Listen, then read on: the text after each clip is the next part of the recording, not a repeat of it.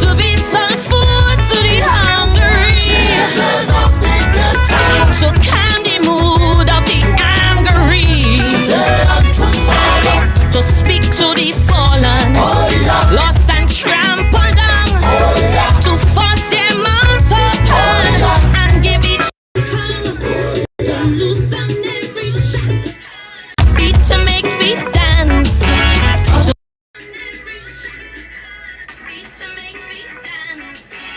Song I'm praying, Father, Papa, give me a song. Jehovah Jireh, Jehovah Rapha, you are my song. I'm praying, Father, Papa, Give me a song. Jehovah Jireh, Jehovah Rapha, you are my song.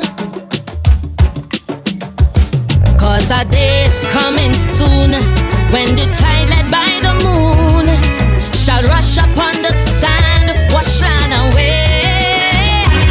When the lion and the lamb shall greet the great I am, prove man is nothing more than mud, than clay. Scientists claim days are getting warmer. The phenomenon known as climate change. But Kim and Trump threatening nuclear trauma. The map of the world they wanna rearrange. In the Atlantic Ocean, cyclones stir and churn. Tragic devastation make our neighbors mourn, while the bear and eagle wrestle in the dust. We see a president that none can trust. Heavenly Father, I need a song to face this crisis, To save the nation, drown out all that clung and racist, son of inspiration, to bring strength to all the helpless, children of the ghetto, to be the eyes of the sightless, today and tomorrow, for those who don't have plenty, oh yeah, a song to make them strong, oh yeah, all who belly empty, to help them hold on, in this time of anguish, in these days of pain, to help make country ease and breathe again. I need a song, I'm praying, Father, Papa, give me a song. Jehovah Jireh, Jehovah Rapha, you are my song, I'm praying, Father, Papa, Give me a song. Jehovah Jireh, Jehovah Rapha, You are for my song. those who sick and down with cancer, I need a so song. let them know God is the answer. You are my For song. single mothers beaten, broken, it's not over till God has spoken. You are my But song. that youth facing deep depression I need a can't song. find a walk in this recession. You are my song. For that man by one thread hanging, Give me a so song. he'll know hope and help is coming. You are my I'm song. crying, Father, Papa, You are my song. Jehovah Jireh, Jehovah Rapha, My rock, my song. I thank you, Father,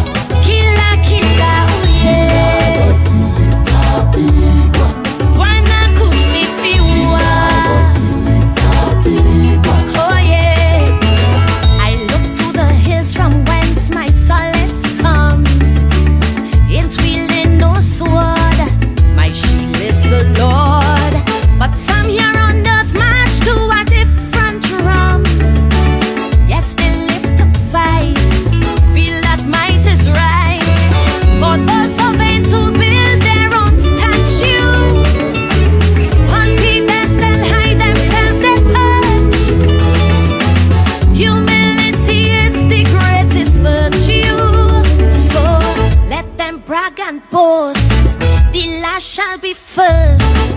For all who feel the Almighty was so big and powerful, calling themselves majesty. Every knee shall bow.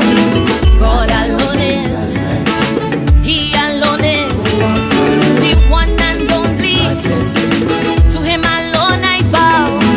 So whether you are ruler, Pharaoh, Caliph, or Lord, somewhere, somehow, every knee shall bow.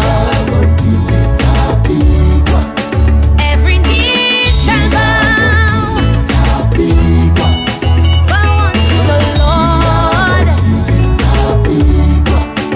Every knee shall bow.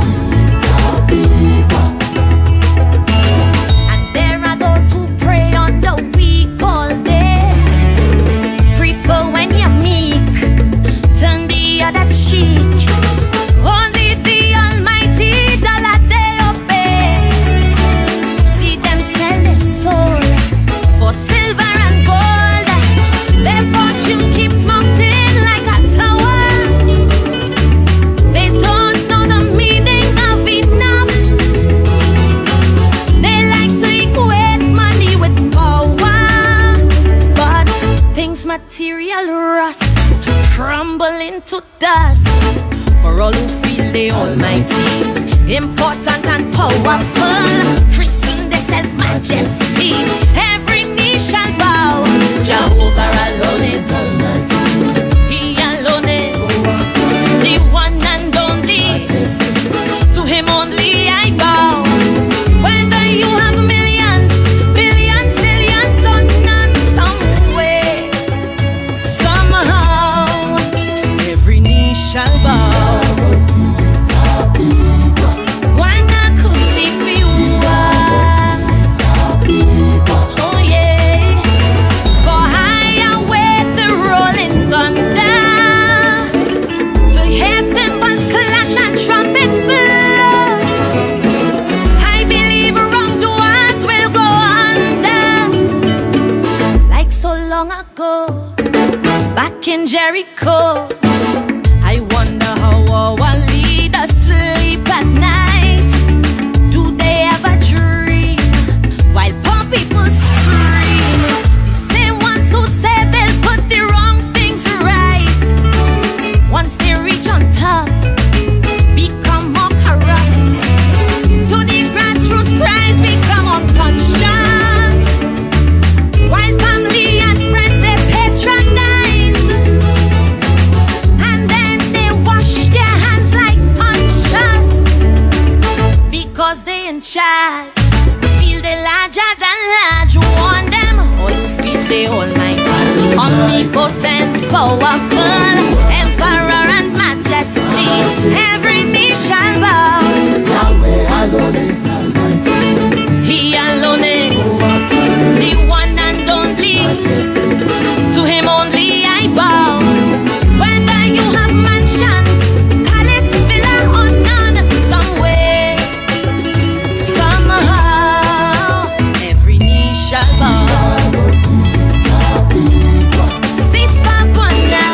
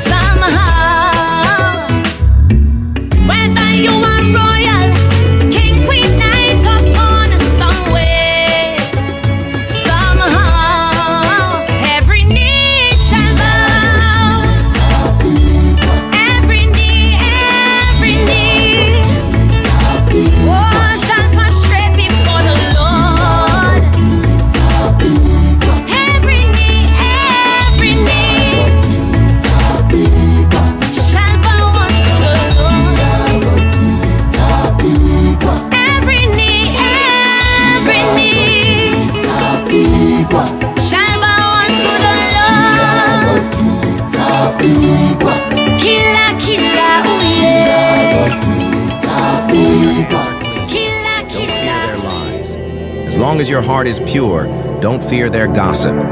Let them beat the drum of shame for you. Soon they will dance to that same rhythm themselves. The trap they set for you will catch their own feet. The stone they rolled for you will roll back at them. Because when your hands are clean, God fights for you. They talk behind you because they can't stand your strength.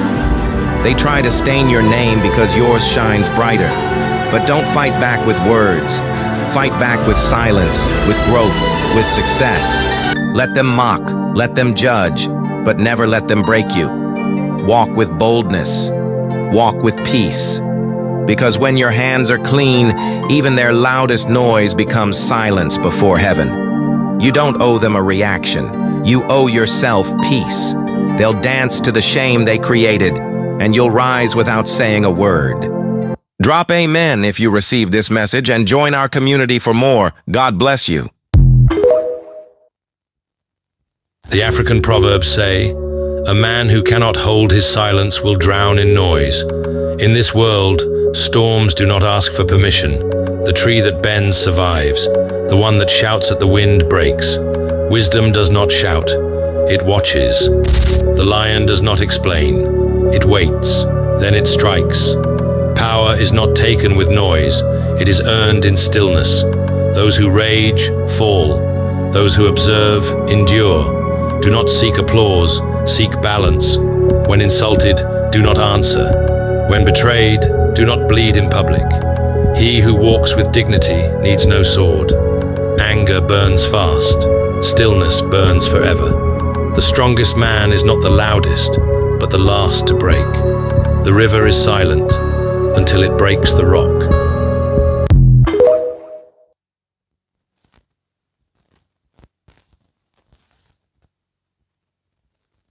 The African proverbs say, "A man who cannot hold his silence will drown in noise."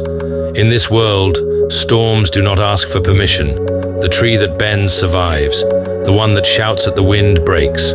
Wisdom does not shout, it watches. The lion does not explain, it waits, then it strikes. Power is not taken with noise, it is earned in stillness. Those who rage, fall. Those who observe, endure. Do not seek applause, seek balance. When insulted, do not answer. When betrayed, do not bleed in public. He who walks with dignity needs no sword. Anger burns fast. Stillness burns forever. The strongest man is not the loudest, but the last to break. The river is silent until it breaks the rock.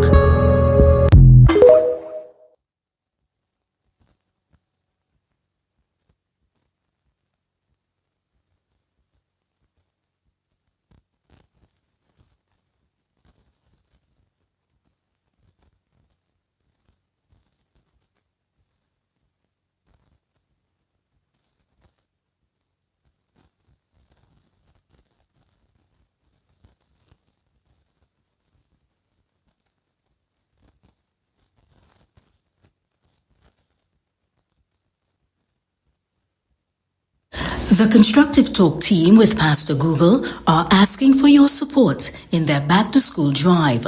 Let's help the less fortunate children get ready for the new school term. Donations of notebooks, copybooks, stationeries, and book bags would be greatly appreciated.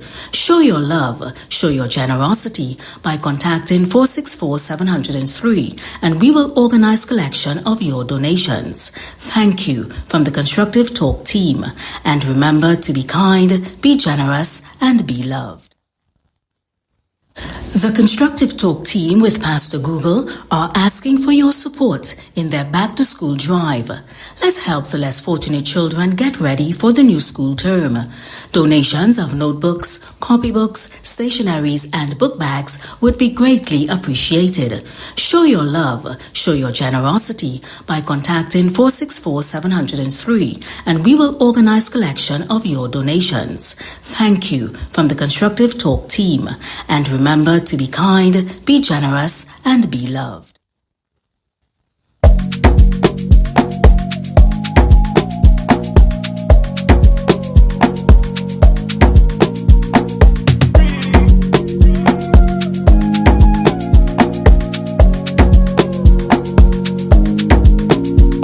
Baby, follow my command, like zombie.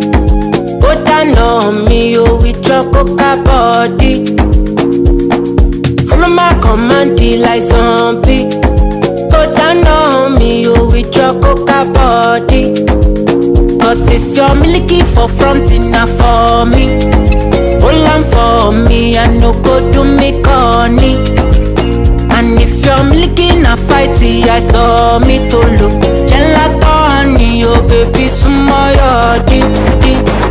Baby, gonna waka when you enter my licha. Baby, gonna.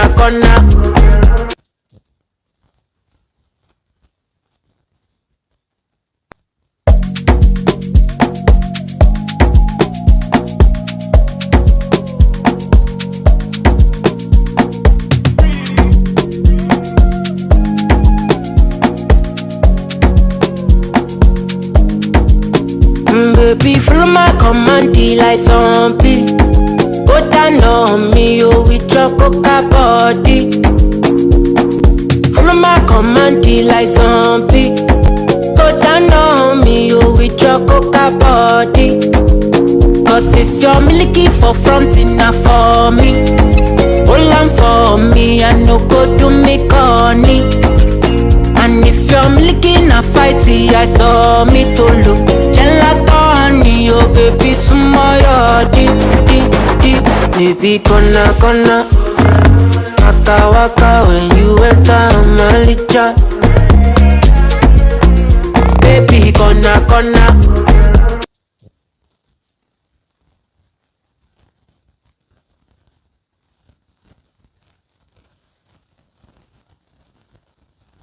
Well, good evening to those of you locked on to Constructive Talk with me, Pastor Google. It is the time in Trinidad and Tobago. It's now, let's say, 20 past. 20 past, or let me give you the right time. It's 18 minutes past the hour of 8 o'clock. And it's always my pleasure and honor to be here with you guys. And this first hour, or half an hour, I should say, is sponsored by Yak and Friends, who is having an African celebration called Uhuru 7 at City Hall, San Fernando at 3 p.m. sharp. We'll come and enjoy great African food, models, dancers, drumming, and the likes of the best in entertainment, African entertainment, on the 26th of July. All right, 26th of July. The event is taking place at San Fernando City Hall. And you remember, you can call for your tickets. Make sure and call this number now. 684-1792. 684-1792. Please call them now. Call now for your tickets, please. I ask you, call now for your tickets. And there are limited tickets. It's a ticketed event. It's catered. You have African food, so they're catering, and they want to make sure that they cater for everyone. So they're asking you to call and reserve your seat. Call now, 684-1792. 684-1792.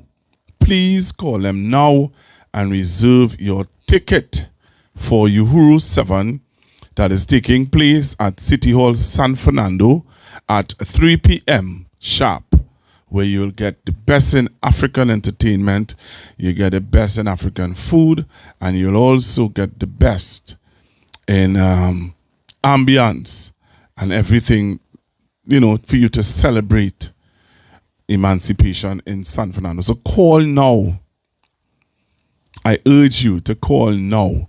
Call 684-1792.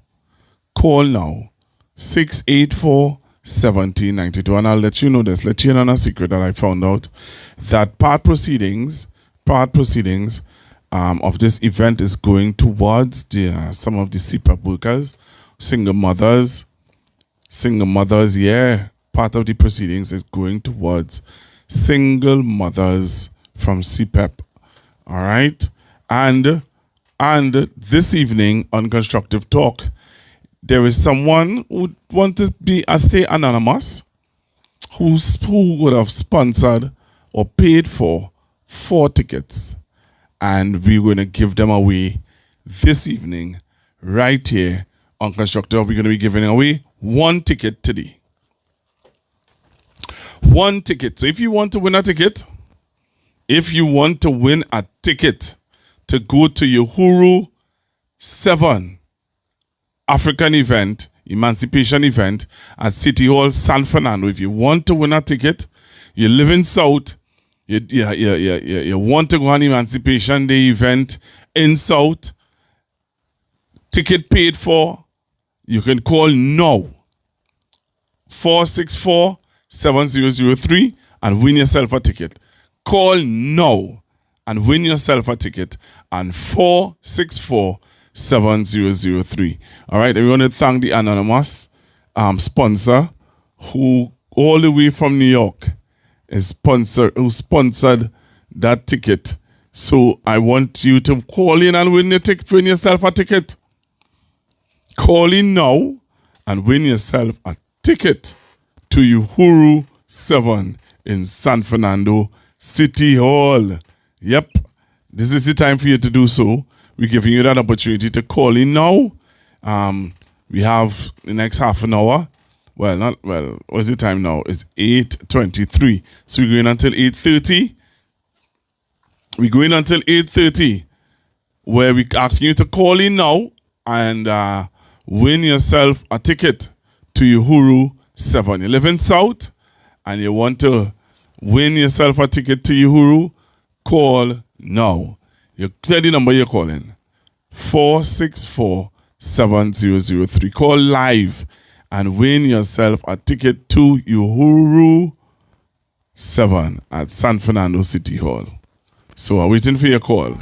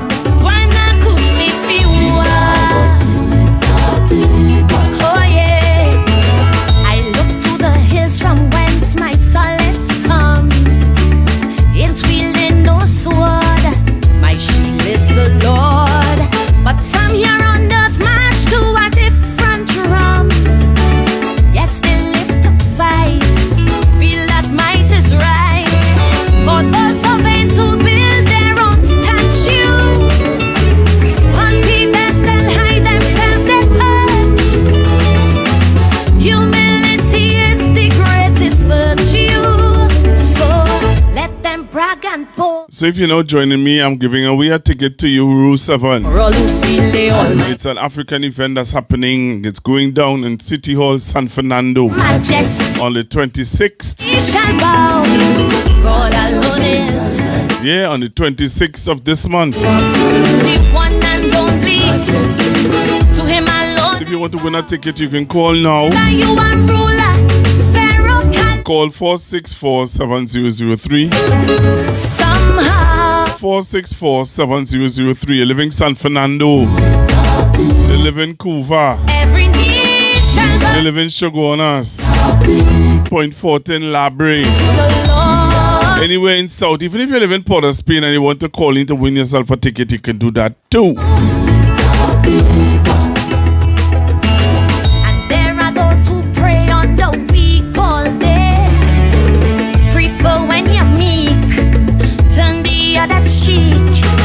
Only the Almighty dollar they obey. See them sell their soul for silver and gold. Their fortune keeps mounting like a tower. They don't know the meaning of enough. They like to equate money with power, but things material rust, crumble into dust. For all who feel the Almighty, important and powerful, christen themselves Majesty.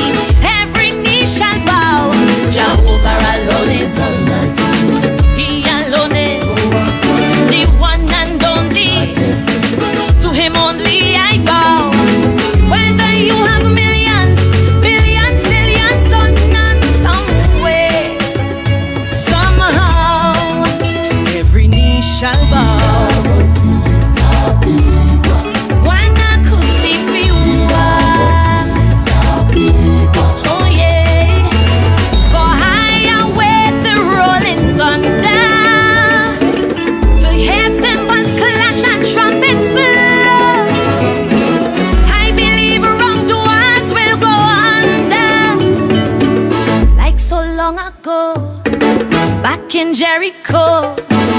I wonder how our leaders sleep at night. Do they ever dream while poor people scream? The same ones who say they'll put the wrong things right, once they reach on top, become more corrupt.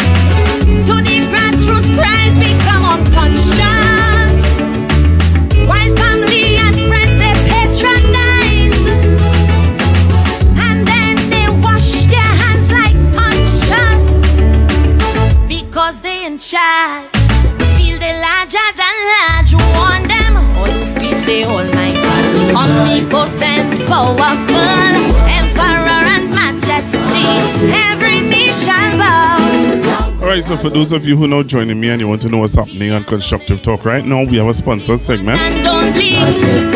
What we're doing is that we're asking persons to call in and win a ticket to Uhuru 7. Alice Villa on Our first sponsor on Constructive Talk, somehow. a good citizen, a good sponsor would have paid for 4 tickets, and we're giving away 1 ticket this evening.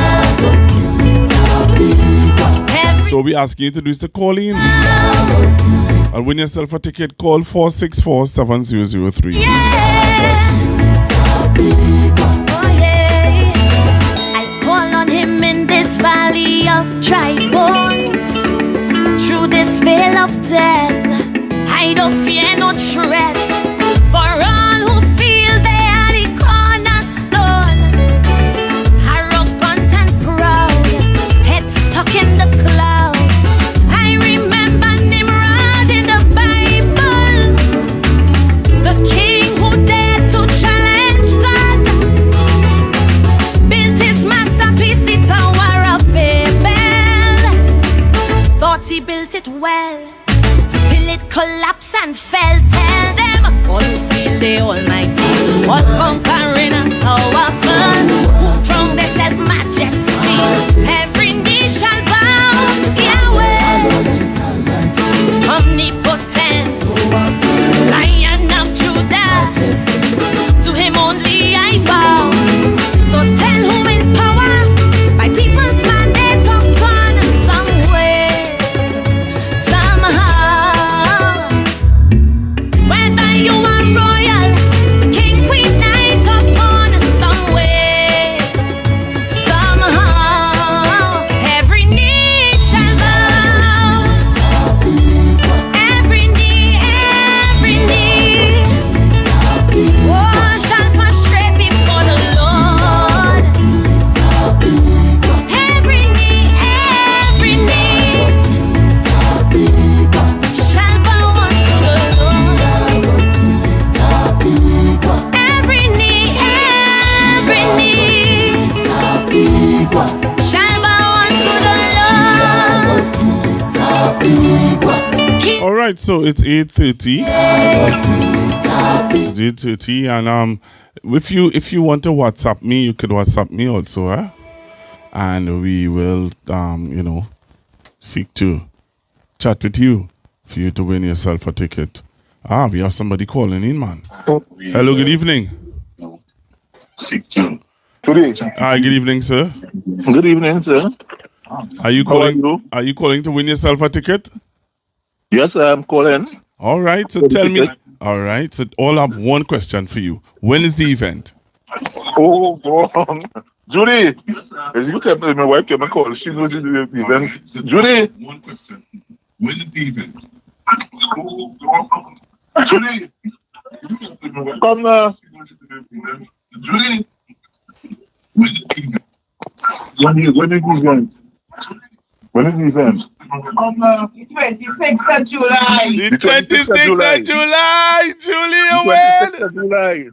All right, all right. 26th of July. Thank you. July. All right. So what we will do, I'll take your number off here.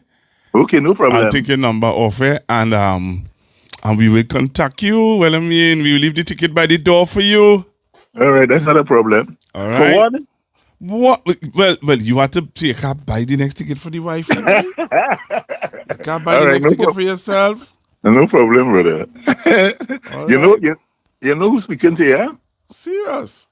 Yeah, you remember the guy who dropped you from Narvet by the grocery and dropped you home on Sunday? I think so, yes. I dropped you. I'm trying to remember the all them cars pass up there to go come out on Current Road. Okay, all right. Well, thank you very much You're for welcome. calling and winning, being the first winner of a ticket. Thank you. All right, so I'll take your information and I'll contact you, okay? Okay, no problem. All right, man. Instead of a hat like some have older, it getting more scary every day. Baby found in a dumpster, oh granny they rap. We creating monster, this we can't escape.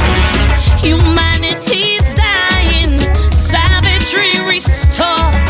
Time to defrost ice and make hearts thaw. Yeah, me father, I need a song to face this crisis.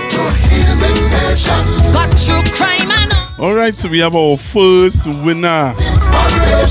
bring hope to the lost and hopeless. To be the voice and the voiceless. Today and tomorrow, to speak to the mighty. Those who wear the crown, to humbly haughty, till they hear the ground. To tell every young and bandit, time for that to cease. A song to bring a tidal wave of peace. I need a song, I'm praying, Father. Give me a song, Jehovah Jireh, Jehovah Rapha. You are my song, Jehovah Rapha. My rock, my song. Seems that we return to the law of Moses. Tooth for a tooth, eye for an eye. All right, so we want to thank Yak and Friends and our anonymous sponsor who would have, sponsored this segment and sponsored that giveaway. So we have 3 more tickets to give away. Next week, we'll be giving away those tickets.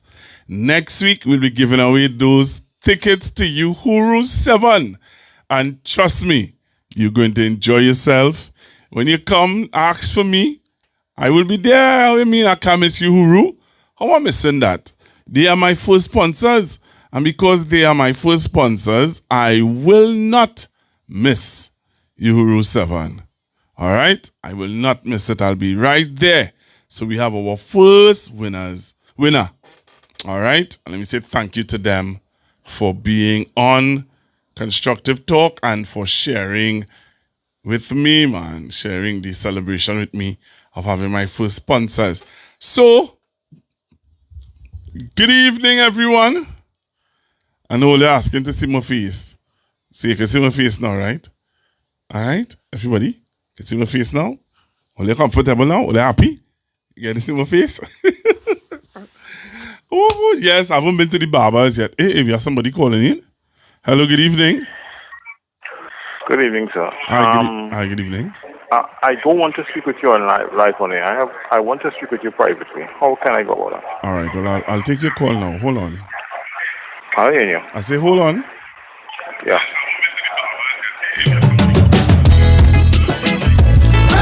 Praying. Jehovah Rapha.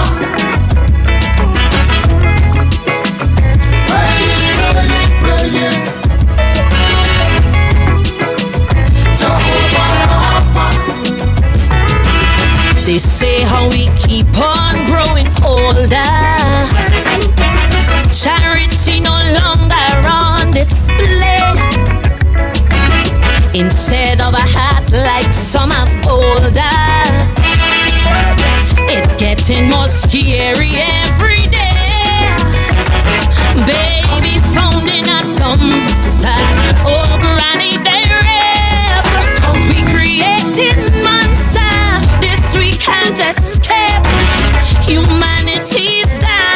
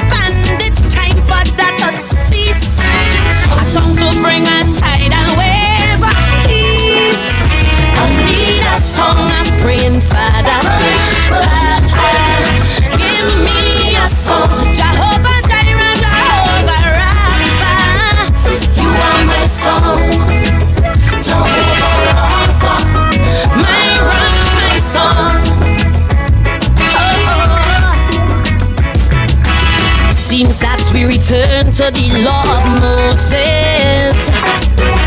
Tooth for a tooth, eye for an eye. Man just giving in to his demon urges. Riddle bodies die while babies cry. We producing orphans in constant supply. Sale of human organs, organs trade and buy. In this age of robots, we done lost we soul. We stay afloat by remote control. Yeah, my father, I need a song to touch the conscience, to heal my nation, bring the Belgians rape and violence. Son of inspiration. All right, so back with you, Trinidad and Tobago. Let me tell you something, Again, I want to thank Yak and Friends. Uhuru 7 is happening on the 26th of July 2025 at San Fernando City Hall. And yeah, be a part of it. Be a part of it. It starts at 3 p.m. sharp, and you get your African music, African food, African, just celebrating just celebrating. So be a part of it. All of you who are listening, call the number that I give you just now. Call that number and get your ticket. Call the number 684-1792. 684-1792. Call that number and tell them, Pastor Google, tell it to call for a ticket. You want to pay. Hey, don't call the woman and tell her, I tell you call for a free ticket, Right. Call the lady and tell her that you're calling to pay for a ticket to go to Uhuru 7. Right? We're going to be giving away tickets next week. So if you want a free ticket next week, you have to gear up yourself to call in early to get a ticket. Okay? All right? All right.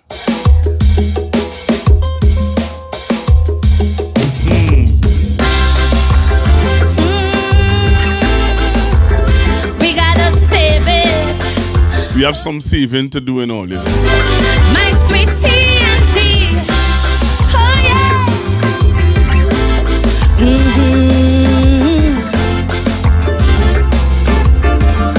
We have some saving to do. Used to sing sweet, sweet Trinidad. To leave here, boy, you must be mad. This is the land of milk and honey, rum and coke and easy money. While those verses we were singing, alarm bells kept on ringing. Pundits on each pulpit saying, oh heart and our soul decaying. Suddenly we wake. Let me ask you something. This song, yes or no?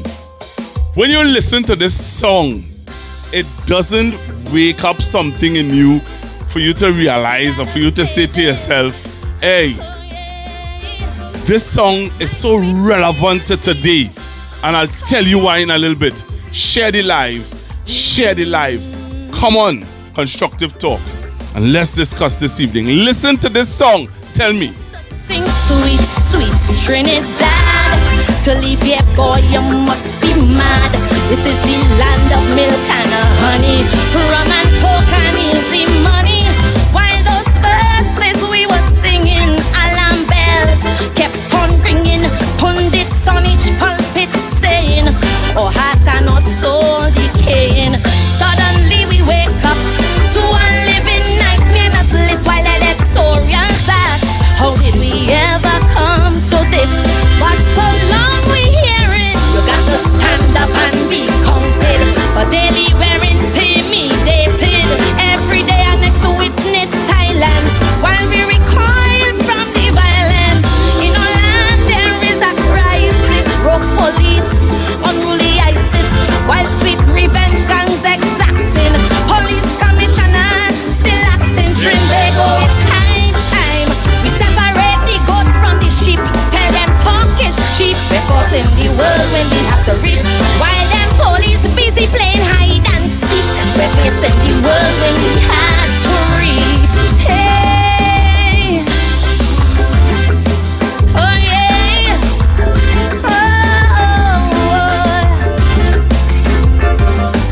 tell me, you tell me when you come on the live, tell me where you're watching from and tell me if this song is not still relevant and true for today.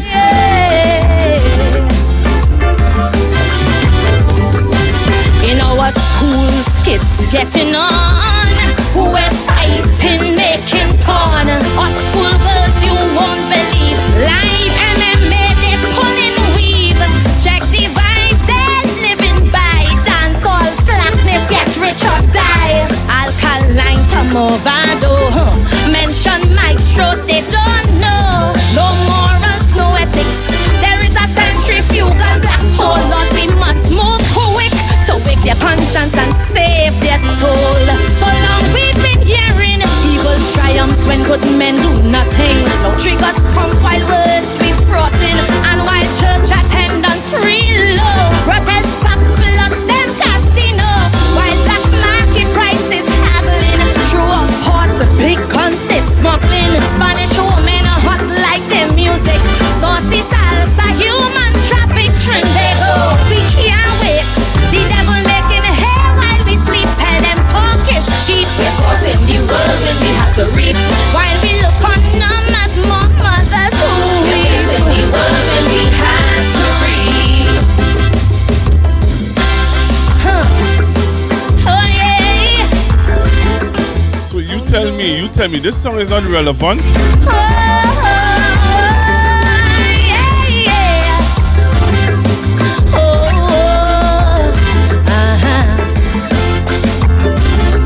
Isn't this song relevant? Now the nation's soul has been revealed. How they find Shannon Banfield. Busy street, yes, in our city. Killed by beasts who show no pity. Now there's fear and trepidation.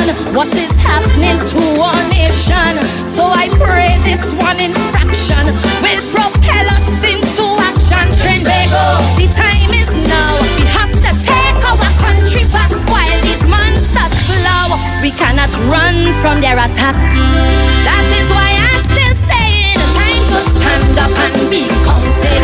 Our young girls, they're being hunted, not for jobs by institutions, but by clubs for prostitution. While from you gas, some arranging on the seas, cargo exchanging in the Gulf, drugs, guns, and women, and the Coast Guard cannot stop them. Tobago, the time is now.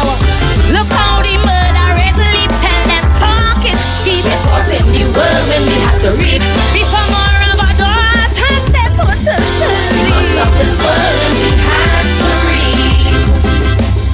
Time to stand up and be counted. We must defeat this threat they've mounted. We cannot wait for no messiah, like the rough fiddling through the fire. But while the flames we keep romancing, the grim reaper keeps advancing across the land. It casts the shadow, slashing victims to the marrow. Tobago, the time is now. Look how the price we pay in don't steep, while some labor keep. We're caught in the world when we have to reap. We need a fresh new broom for a broad crime sweep. We must stop this world when we have to reap.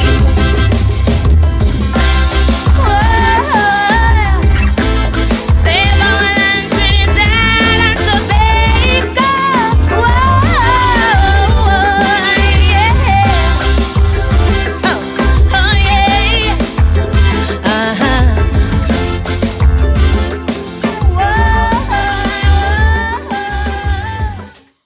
Save our land, Trinidad and Tobago. I started off the program with that song for a specific reason. And I'm going to share with you now what is that reason. Today, while at home listening to the news, today, this story rocked me. I don't care what people have to say about the young lady. I don't care how people have to, how they feel about the young lady. But you know what? I'm sorry, but I really want to deal with this. I want to deal with this because Trinidad and Tobago is sad. This story is a sad story. I don't care how people feel about this story. But I want you to listen to this story. And you tell me, Trinidad and Tobago. You tell me. I want you to listen to this story. So listen to this, Trinidad and Tobago. Top of the news at this time, the body of a woman was found around 6:30 a.m. today in a pond in Sangre Grande. It had been chopped up, placed in a black suitcase and dumped. The discovery was made by the Hunters Search and Rescue Team during day 5 of their ongoing search for 22-year-old Candice Honoria Valencia. Candice was last seen leaving her workplace around 3:08 p.m. on Tuesday, July 8th. Now, calls to her phone went straight to voicemail and a missing person report was filed. Father Michael Honoré identified the body at the scene. He said his daughter was always strong, street smart and independent. He held out hope that she would be found alive.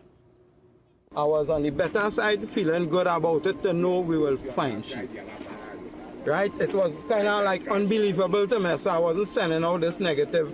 I was sending it out according to how it was in my mind, which was, nah man, last time she went for 2-3 days, she come back home normal, laughing, everything cool, whatever. And this time she gone and said, well boy, like she gone for a little while longer, whatever. But at the same time I started checking the background until everything started working. Honoré says he has suspicions of who could be behind his daughter's murder. Now, no one has been arrested in connection with the discovery. Police are continuing investigation.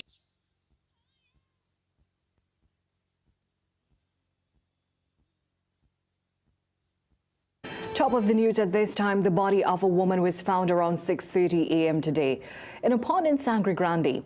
It had been chopped up, placed in a black suitcase and dumped. The discovery was made by the Hunters Search and Rescue Team during day 5 of their ongoing search for 22-year-old Candice Honoria Valencia. Candice was last seen leaving her workplace around 3:08 p.m. on Tuesday, July 8th. Now, calls to her phone went straight to voicemail and a missing person report was filed. Father Michael Honoré identified the body at the scene. He said his daughter was always strong, street smart and independent. He held out hope that she would be found alive. I was on the better side, feeling good about it to know we will find she. Right? It was kind of like unbelievable to me, so I wasn't sending out this negative. I was sending it out according to how it was in my mind, which was, nah man, last time she went for 2-3 days, she come back home normal, laughing, everything cool, whatever. And this time she gone and said, well boy, like she gone for a little while longer, whatever. But at the same time I started checking the background until everything started working. Honoré says he has suspicions of who could be behind his daughter's murder. Now, no one has been arrested in connection with the discovery. Police are continuing investigation.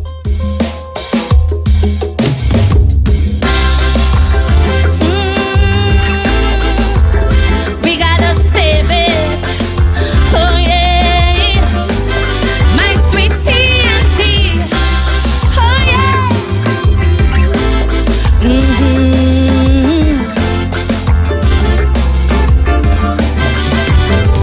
We used to sing sweet, sweet Trinidad. To leave here, boy, you must be mad. This is the land of milk and honey, rum and coke and easy money. While those verses we were singing, alarm bells kept on ringing. Pundits on each pulpit saying, our heart and our soul decaying. Suddenly we wake up to a living nightmare, not bliss while electorals ask, how did we ever come to this? But so long we hear it, you got to stand up and be counted. But daily we're intimidated. Every day our next witness silence while we recoil from the violence. So this young lady left home. Normally would go and spend some time, but yet will come back. But this time she left and didn't come back. This time she left home and did not come back.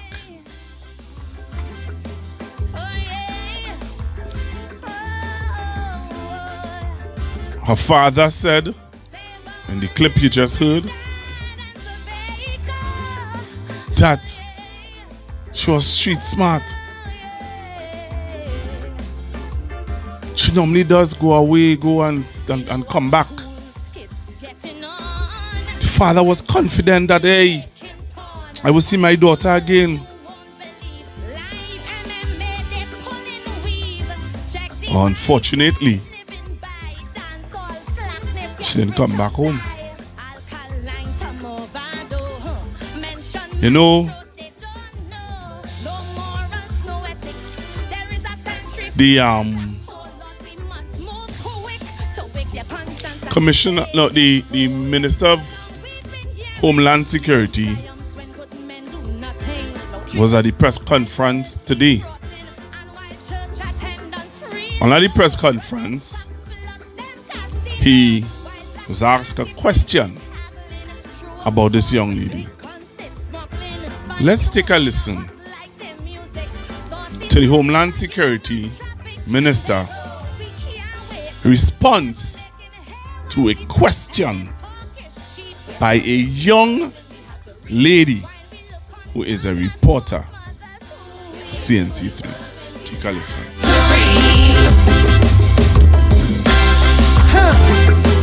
Oh yeah. Oh no. Oh yeah, yeah. Oh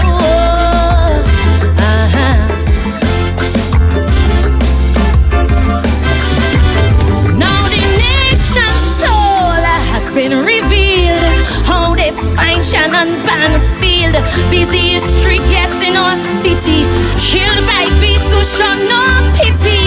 Now there's fear and trepidation. What is happening to our nation? So I pray this one infraction will propel us into action. Tobago, the time is now. We have to take our country back while these monsters flow. We cannot run from their. So take a listen to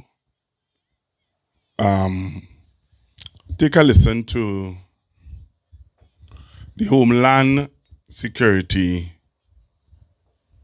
Minister.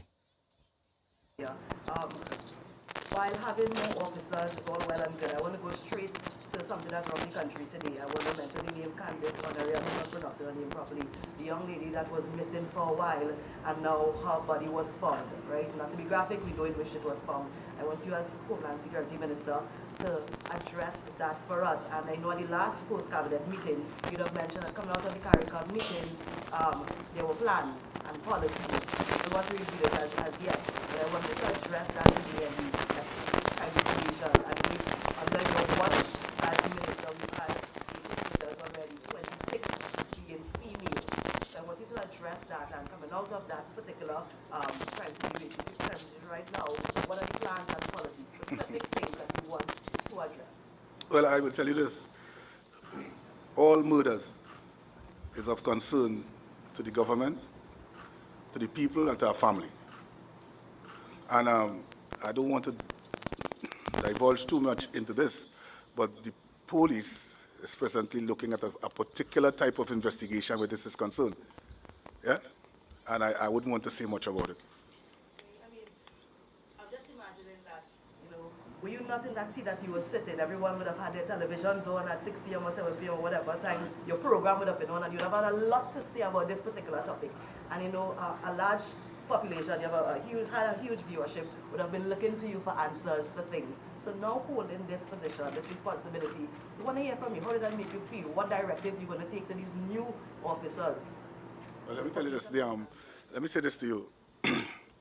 Back then, I would have made a statement as a police officer. Now as a line minister, I must be careful in my approach to, in some way, interfere with the investigation. I want the police to do their job. My responsibility is to give the police the tools to do their job.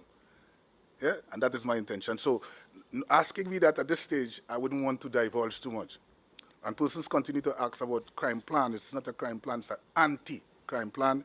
And as time goes by, you all will be able to get the information.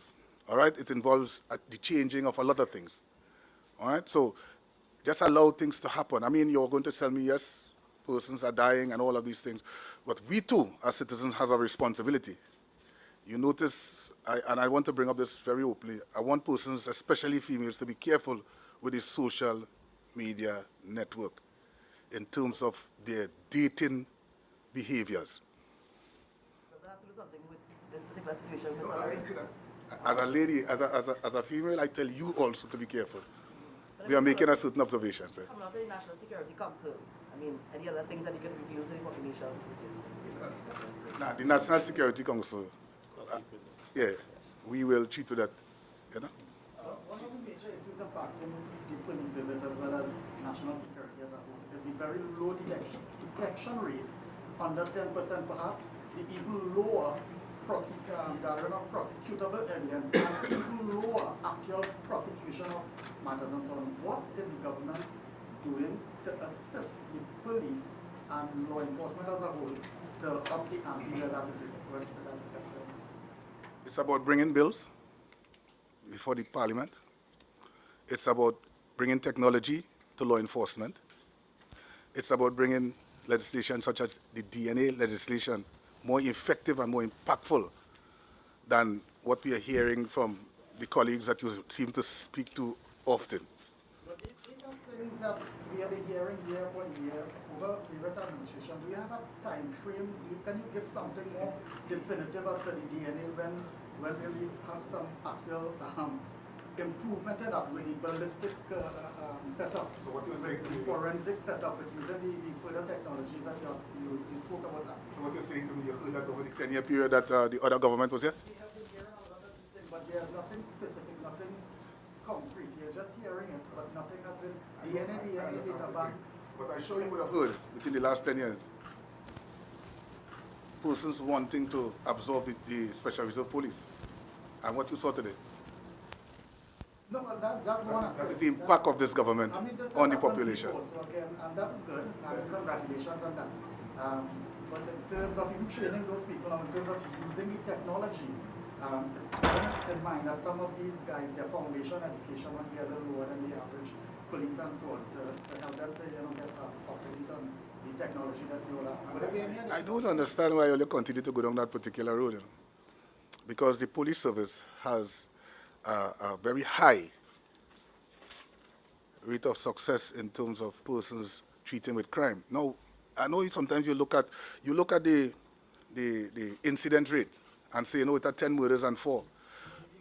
Right, detection rate. But nobody measures the prevention that was done by police officers in the execution of their duties. So police officers preventing crime, it cannot be measured. You cannot measure it. You wouldn't come here and speak about that because you don't know. But you will see if someone is murdered or someone is robbed, and you put a percentage to it. But you don't ever put a percentage to the preventative measures used by law enforcement in the protection of our citizens. And will they continue to have SR?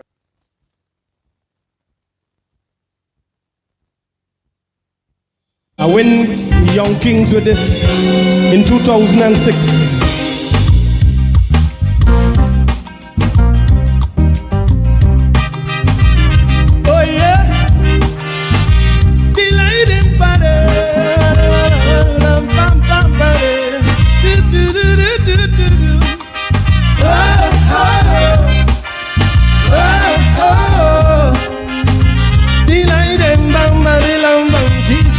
So we say, when will we stop falling into the same trap? Oh, when will mankind learn to see that the further we stray from Jehovah's roadmap is the more we invite in misery. There's no better way in this world. I really want to. I want to play it again, And then I want to play something from Mr. Marvin Gonzalez. So I want to play it again. Listen to the response by the Honorable Minister of Homeland Security. Listen to what he had to say about the murder of the young lady. having more officers is all well and good. I want to go straight to something that's wrong in the country today. I want to mention the name Candice Honorary, I'm not pronouncing her name properly. The young lady that was missing for a while and now her body was found, right? Not to be graphic, we know in which it was found. I want you as Homeland Security Minister to address that for us. And I know at the last post-cabinet meeting, you'd have mentioned that coming out of the CARICOM meetings, there were plans and policies. We want to review it as yet, but I want you to address that today and and if under your watch as minister, we've had 8 leaders already, 26 being female. So I want you to address that, and coming out of that particular crime situation right now, what are the plans and policies, specific things that you want to address? Well, I will tell you this. All murders is of concern to the government, to the people, and to our family. And I don't want to divulge too much into this, but the police is presently looking at a particular type of investigation where this is concerned. Yeah? And I wouldn't want to say much about it. I mean, I'm just imagining that, were you not in that seat that you were sitting, everyone would have had their televisions on at 6 p.m. or 7 p.m. or whatever time your program would have been on, and you'd have had a lot to say about this particular topic. And a large population, you have had a huge viewership, would have been looking to you for answers for things. So now holding this position, this responsibility, we want to hear from you. How did that make you feel? What directives are you going to take to these new officers? Well, let me tell you this. Let me say this to you. Back then, I would have made a statement as a police officer. Now, as a line minister, I must be careful in my approach to, in some way, interfere with the investigation. I want the police to do their job. My responsibility is to give the police the tools to do their job. Yeah? And that is my intention. So asking me that at this stage, I wouldn't want to divulge too much. And persons continue to ask about crime plan. It's not a crime plan, it's an anti-crime plan. And as time goes by, you all will be able to get the information. All right? It involves the changing of a lot of things. All right? So just allow things to happen. I mean, you're going to tell me, yes, persons are dying and all of these things. But we too, as citizens, have a responsibility. You notice, and I want to bring up this very openly, I want persons, especially females, to be careful with this social media network in terms of their dating behaviors. Does that have to do something with this particular situation, Ms. Honorary?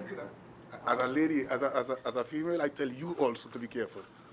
We are making a certain observations. Coming out of the National Security Council, I mean, any other things that you can reveal to the population?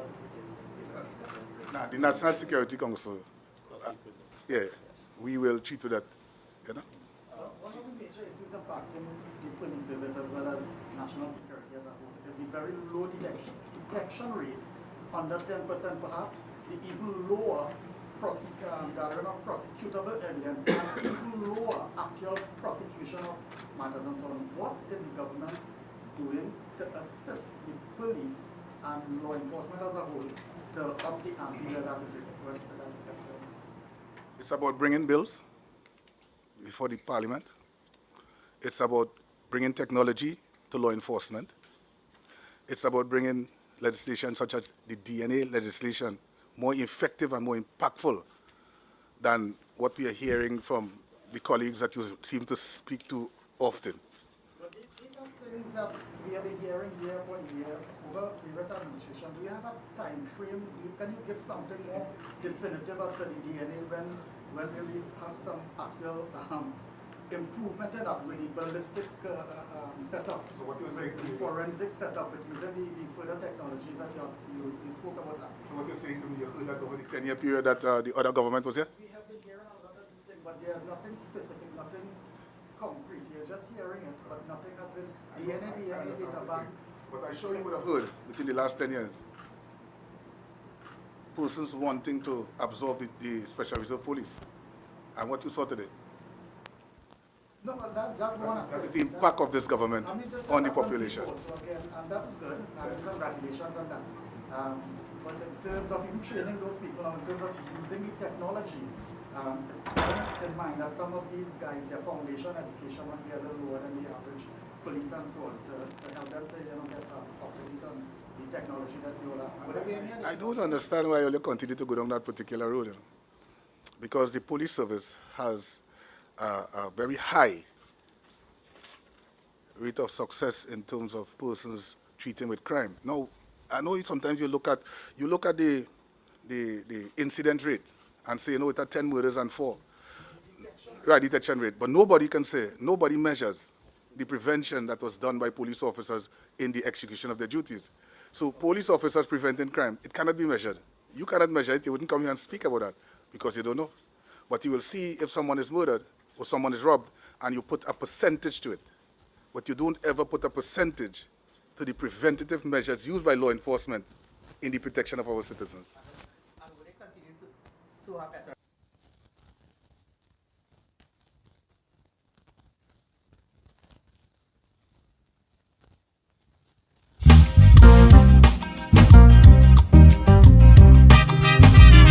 Oh yeah, delighted by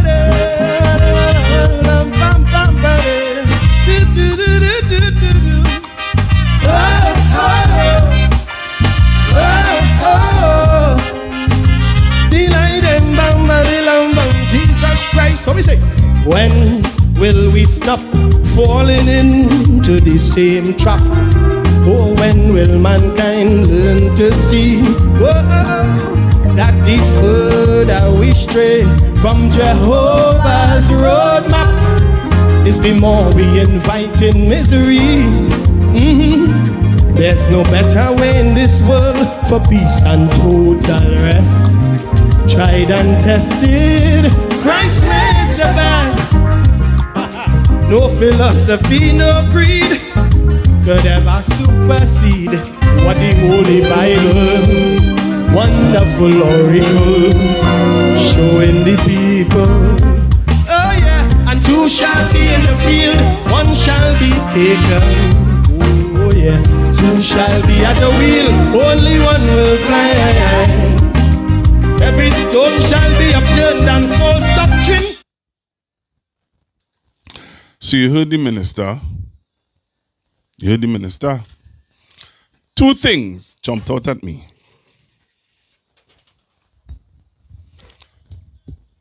Two things jumped out at me. But here was the two.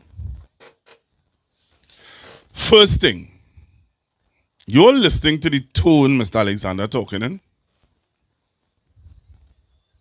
And he takes so much chain up from his colleagues that you hear Mr. Alexander talking about in 10 years. In 10 years. That's one. Two. Dr. Rowley said, choose your men wisely. Alexander is saying,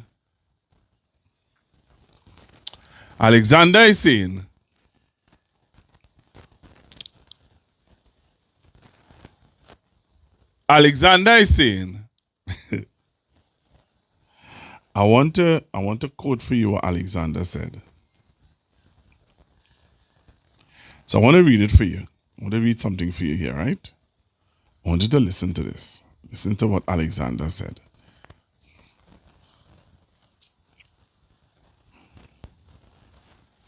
Dr. Kid Rowley told women to choose their men wisely. Roger Alexander tell women to be careful how they use social media.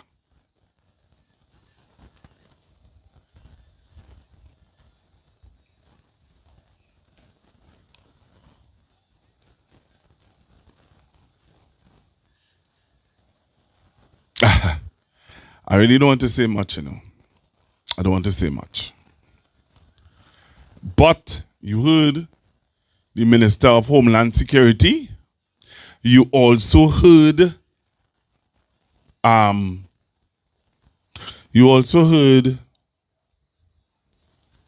father of the daughter.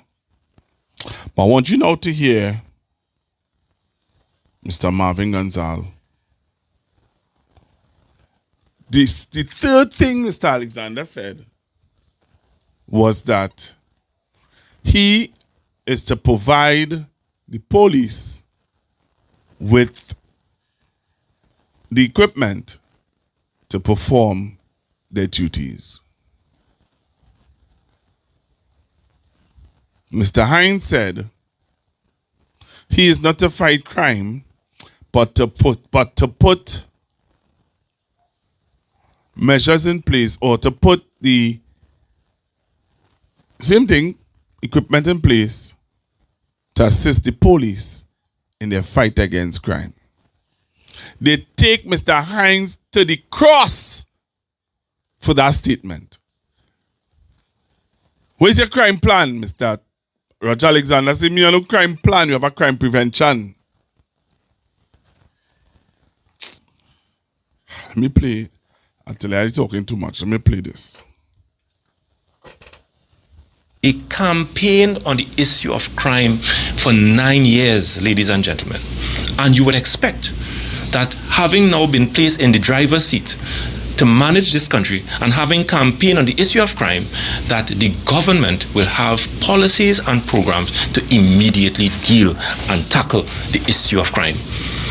And so serious were they recruited someone who was a senior police officer.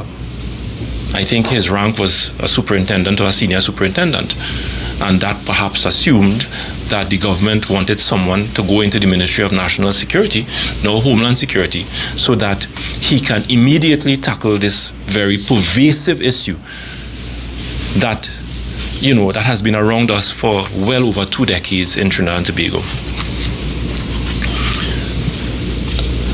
The comments of the Minister of Homeland Security since assuming office is one that should concern not only us in the opposition, but every right-thinking citizen in Trinidad and Tobago. And you do not have to take my words for it. I'm going to read some excerpts of the minister when he is rightly asked about his reaction to the upsurge in crime that we are witnessing over the last 3 weeks. Asked by the Express newspaper what was being done to address murders in the country, Alexander said, as the Minister of Homeland Security, said, and I quote, "This is probably a question that you have to ask the Commissioner of Police. My responsibility as the line minister is to provide him with as much resources, technical resources, manpower resources, vehicles, etc., to put on the ground." So in other words, he said, "Ask me." Asked the Commissioner of Police. Now this, I recall former Minister Fitzgerald Hines on a Morning Edition program making a similar statement, and he was attacked all over the country, especially by the opposition, for making a similar statement. And today, a political party that campaigned on the issue of crime and security in Trinidad and Tobago now has, leading the charge at the Ministry of Homeland Security, someone who is saying, "Don't ask me, ask the Commissioner." In other interviews he said, "Be patient, hold strain." This is what he's telling citizens. A party that campaigned for 9 years, you would never believe that a party that campaigned, and rightly so, on the issue of crime and security in Trinidad and Tobago now has, leading its charge, someone who is telling the population, hold strain. And I continue. On Monday gone, he was on the Morning Edition show being interviewed by the host. And I quote some of the things that he said. "We are looking at measures that will have an immediate impact. You will see, and you will not hear. You will see.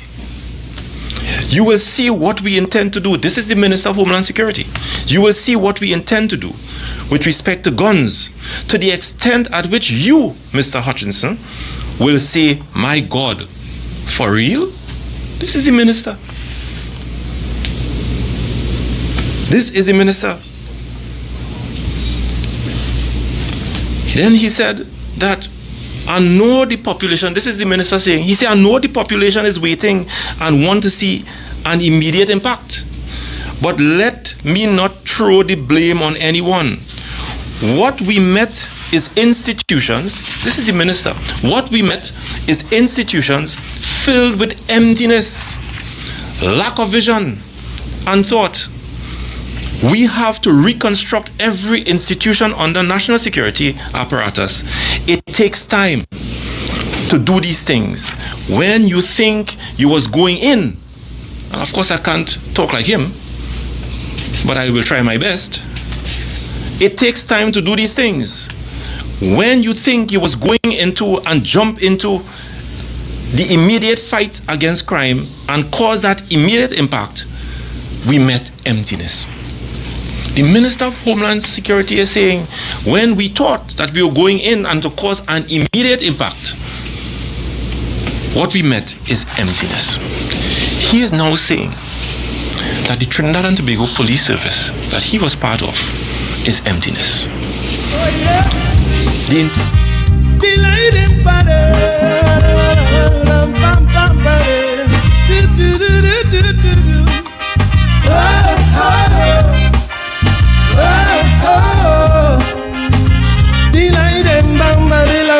Jesus Christ, what we say? When will we stop falling into the same trap? Oh, when will mankind learn to see that the further we stray from Jehovah's roadmap is the more we invite in misery. There's no better way in this world for peace and total rest. Tried and tested, Christ is the best. So you heard no philosophy, no creed could ever supersede. So you heard the Chief Whip, Mr. Marvin Gonzalez, share his view on what, and not sharing his view actually, but sharing with you the country of Trinidad and Tobago what the Homeland Security Minister said. So I played for you the story of the young lady who was found dead. I played for you the Minister of Homeland Security respond to a question that was asked by a reporter concerning the same young lady who was found dead. Or I shouldn't say that, I should say unalive.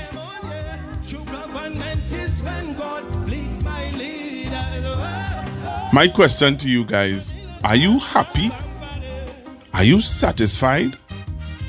Are you comfortable with the response by the Homeland Security Minister? Are you happy?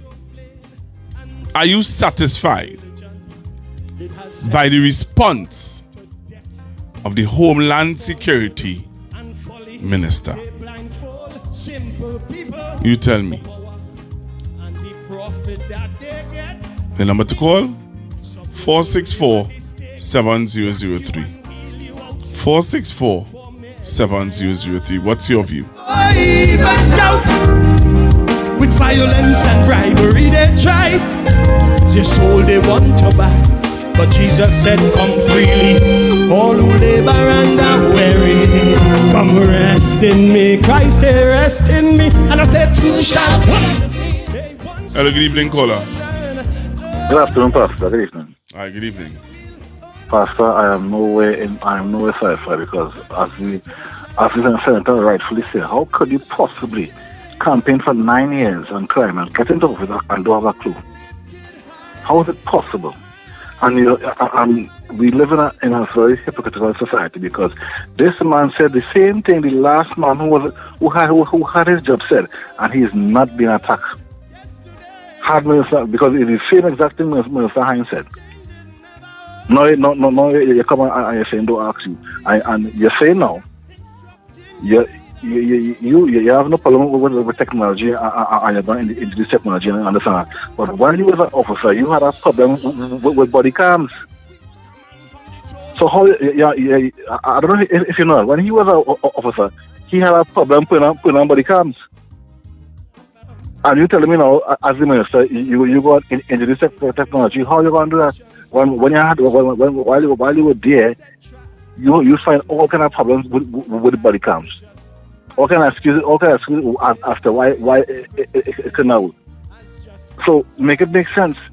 And one would have thought for some people who campaign and who win an election based on crime, they not get into the office and know what they're doing. You can't come now to say, don't ask me and ask you and somebody tell these people, right, that the elections over, stop campaigning, because that job we told you about the SRP and then police and then they get absorbed, that had nothing to do with the question at hand.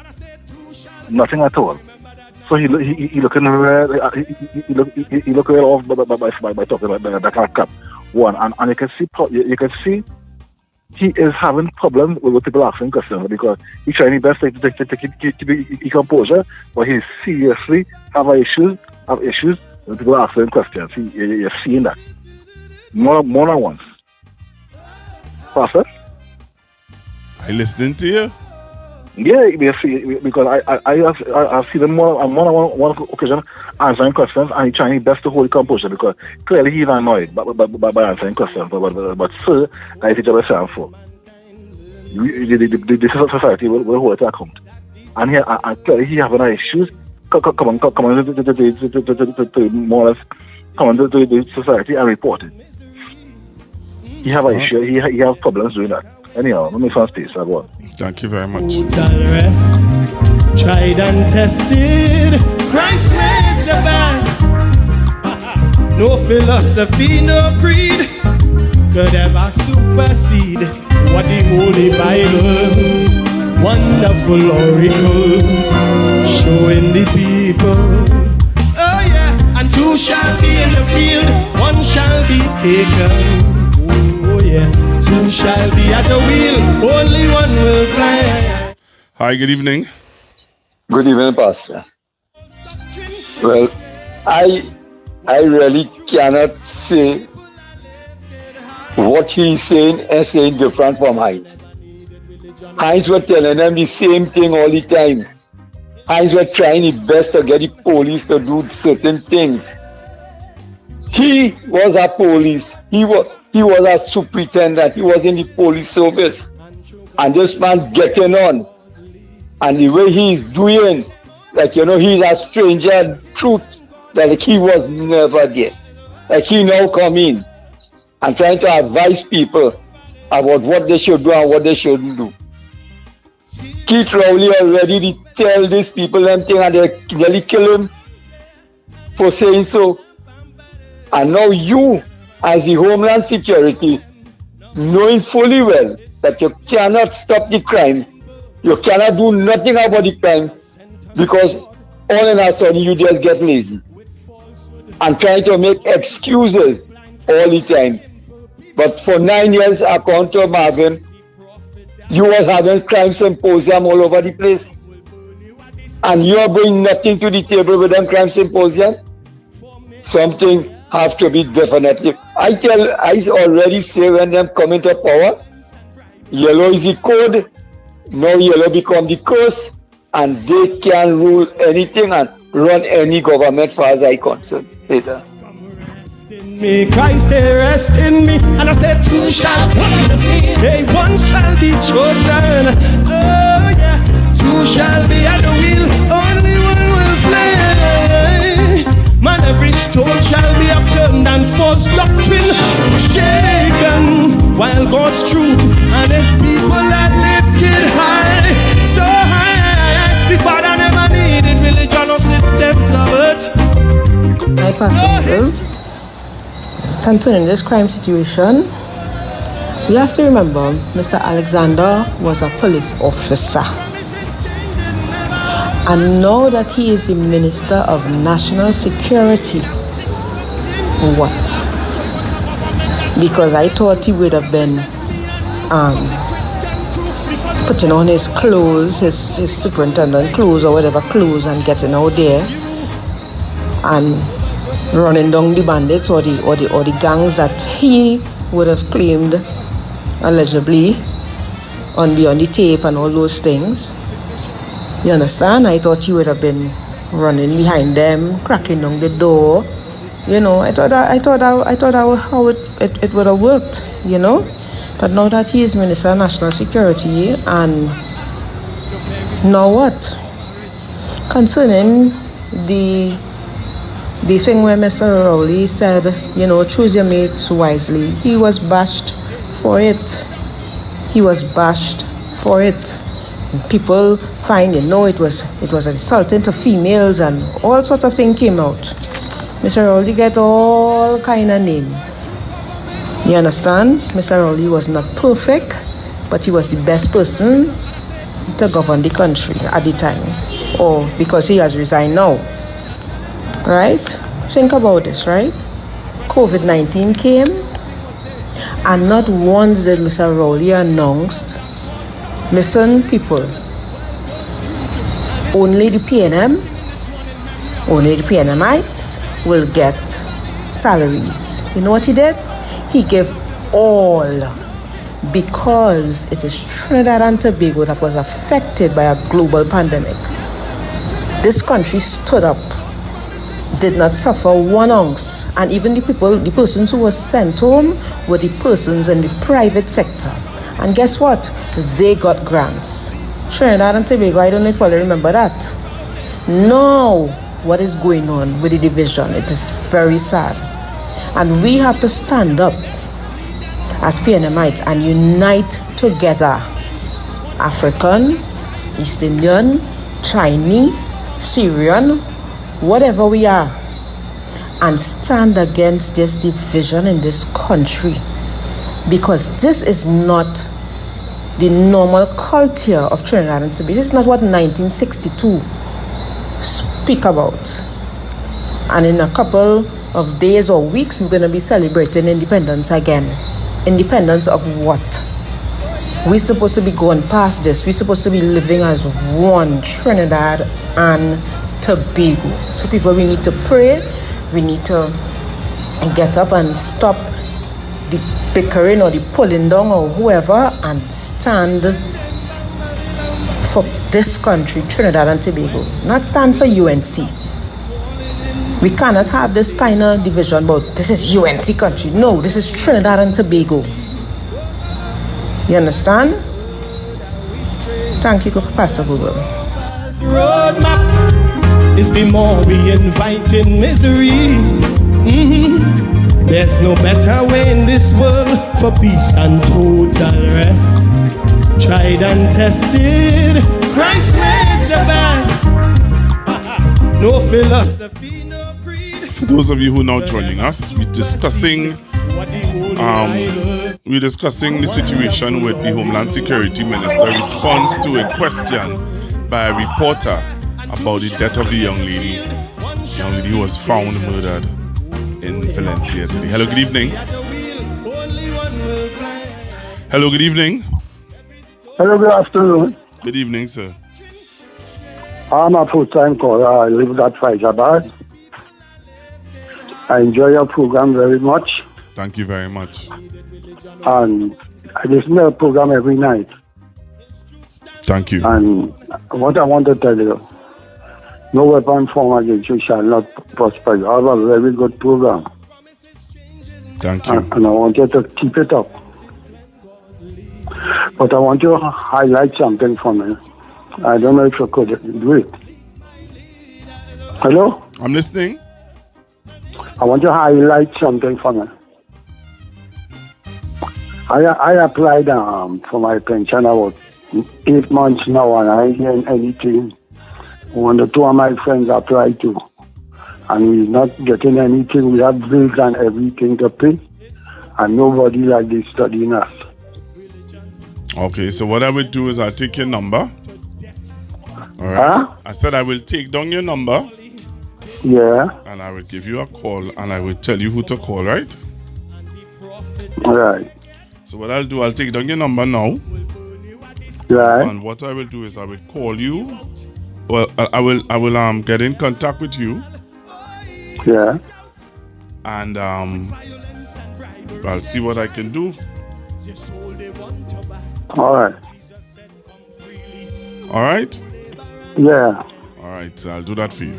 310. No, I have it already. Oh, you have it? Okay then, right. Okay then, right. All right. So you have a good night and you're doing a very good job. Thank you very much. I appreciate it. Okay, all the best, yes. All right. Turned and false doctrine shaken, while God's truth and his people are lifted high, so high. The Father never needed religion or system of it.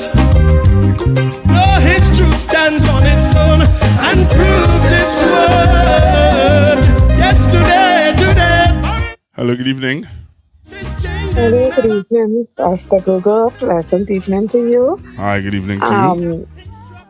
Concerning the press conference with the Minister of Homeland Security, you know, they say when the shoes is on the other side of the foot, how does it feel? Because everything he is saying is what Mr. Hines used to say, and they used to bash him for that. But then I remember the PM as opposition leader, the crime plan. Remember, they were calling the former prime minister to discuss what he should implement for crime, and they wanted to have these talks with him, and was all kind of run around to get to sit down to discuss crime with him because they have the answer, they have the plan. So to hear he is saying now that it doesn't have a crime plan, it coming kind of shocking. You know, not really shocking, but you know what I mean, because all the time they could fix it. Just give us a chance and vote us into government and we will fix it. We will bring down crime. And now it doesn't matter whether 1 month, 2 months, 3 months, as Parliament open, I think the first thing was going to be implemented is to deal with crime. We bring in a new police commissioner, and it's almost like if we don't have a commissioner.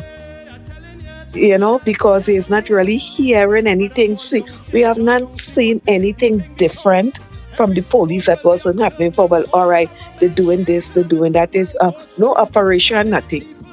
You know, you used to have an operation, this, an operation, that, their name, it have absolutely nothing. It's like if the country is running on remote, because we have no idea what is really taking place in Trinidad and Tobago if the country is being governed.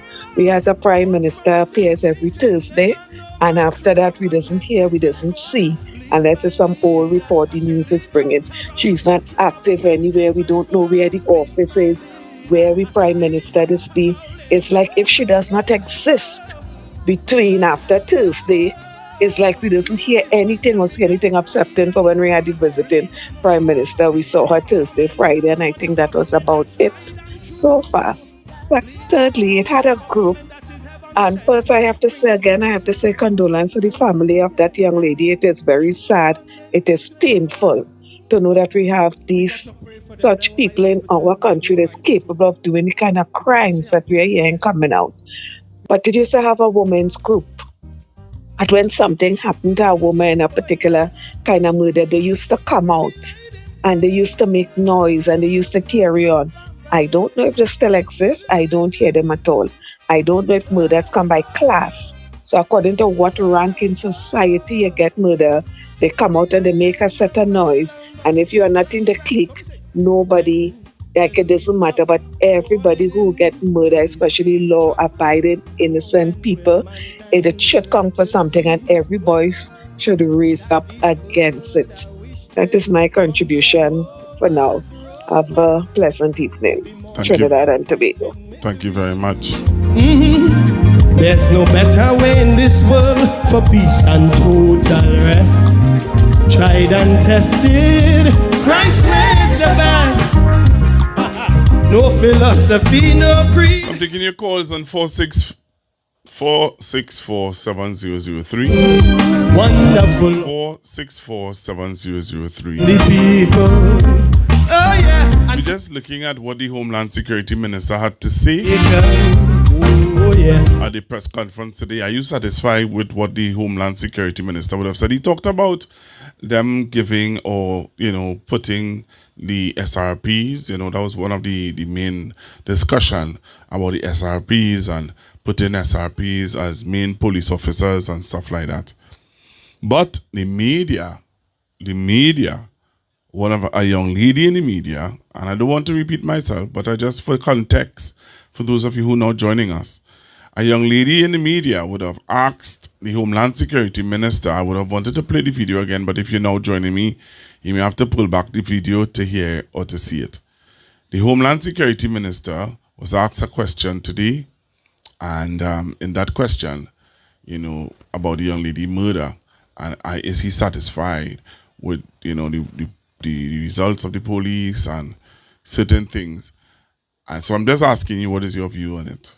All right, so the numbers again to call is 464-7003. Religion, it has sentenced God to death. With falsehood and folly, they blindfold simple people for power and the profit that they get. Amen. Some will burn you at the stake, rock you and wheel you out for mere denial or even doubt. With violence and bribery they try, their soul they want to buy. But Jesus said, come freely, all who labor and are weary, come rest in me. Christ said, rest in me. And I said, two shall come, they one shall be chosen. Oh yeah, two shall be at the wheel, only one will fly. Man, every stone shall be upturned and false doctrine shaken, while God's truth and his people are lifted high, so high. The Father never needed religion or system of it. No, his truth stands on its own and proves its worth. Yesterday, today, forever. God's promises change it never. Oh man, true government is when God leading the leader, instructing the leader. So he wants a government that's tried and true to represent me and you from the Christian crew. Because without a word from God, what we gonna do? Hey, we want a man from the chosen few. Oh my goodness, I never did love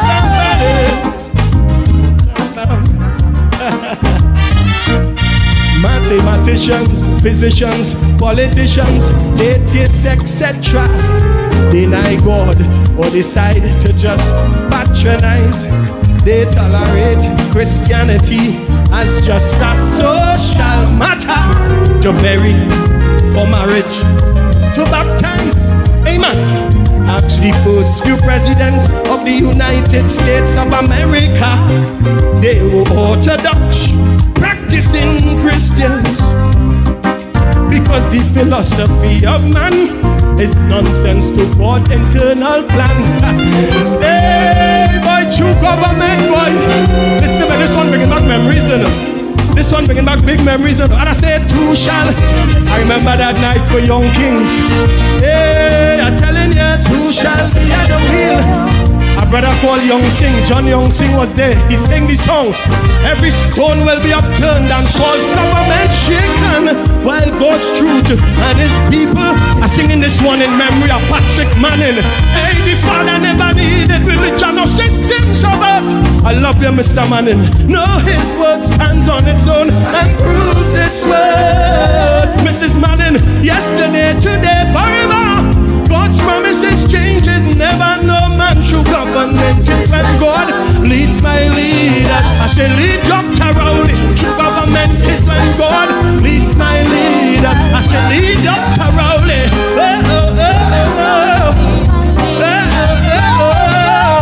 Lead the whole cabinet. Lead them on.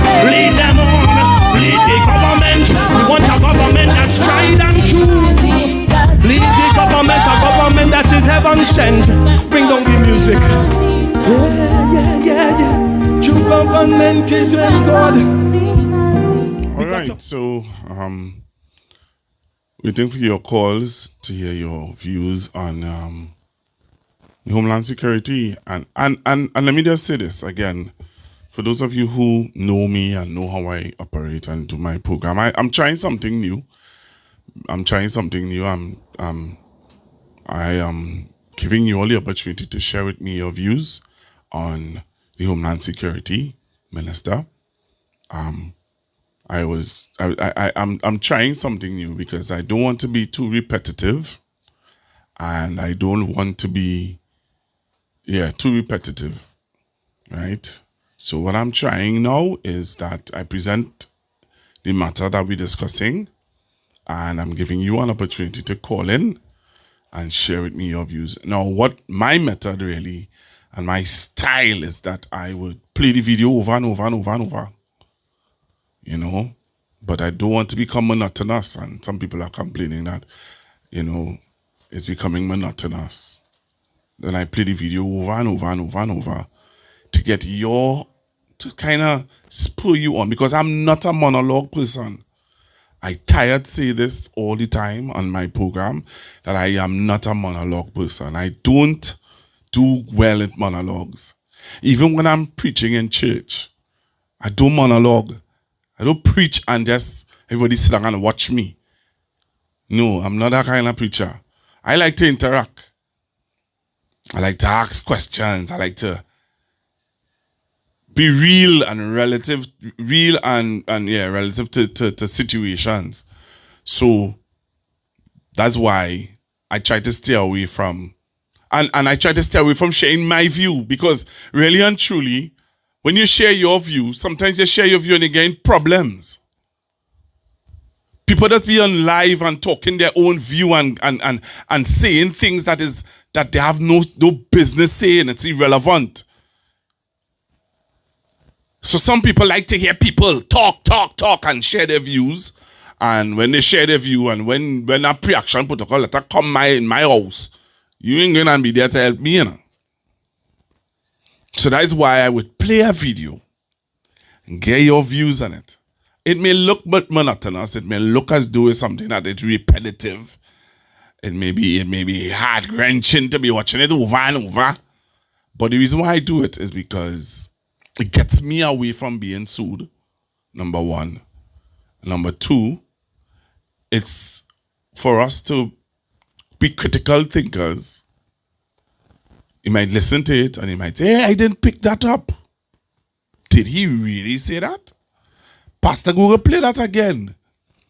And when I play it again and again and again and again, some people are more convinced more than ever that Mr. Alexander is really not the man for the job. Because I would have played what Mr. Gonzalez said. And some of you might say, but where's the evidence of he really saying that? Where's the evidence? And then I played you today. He said it today. He said it today at the press conference. I played it. He said what Mr. Hines said. His job is to provide the police service with the relevant just provide them with the things that to do their job. That's his job.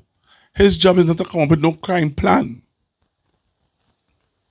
Let Mr. Marvin Gonzalez said that now.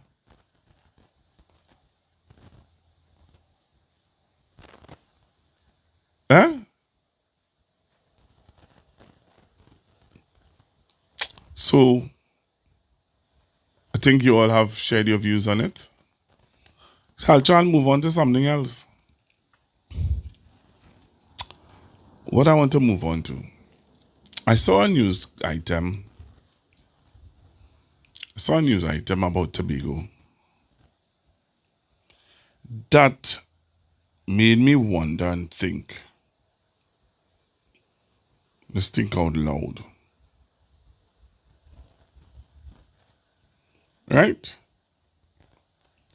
Just made me think out loud. I want you to listen to this report from Tobago. Right? I got this report from my good friend and brother from Tobago,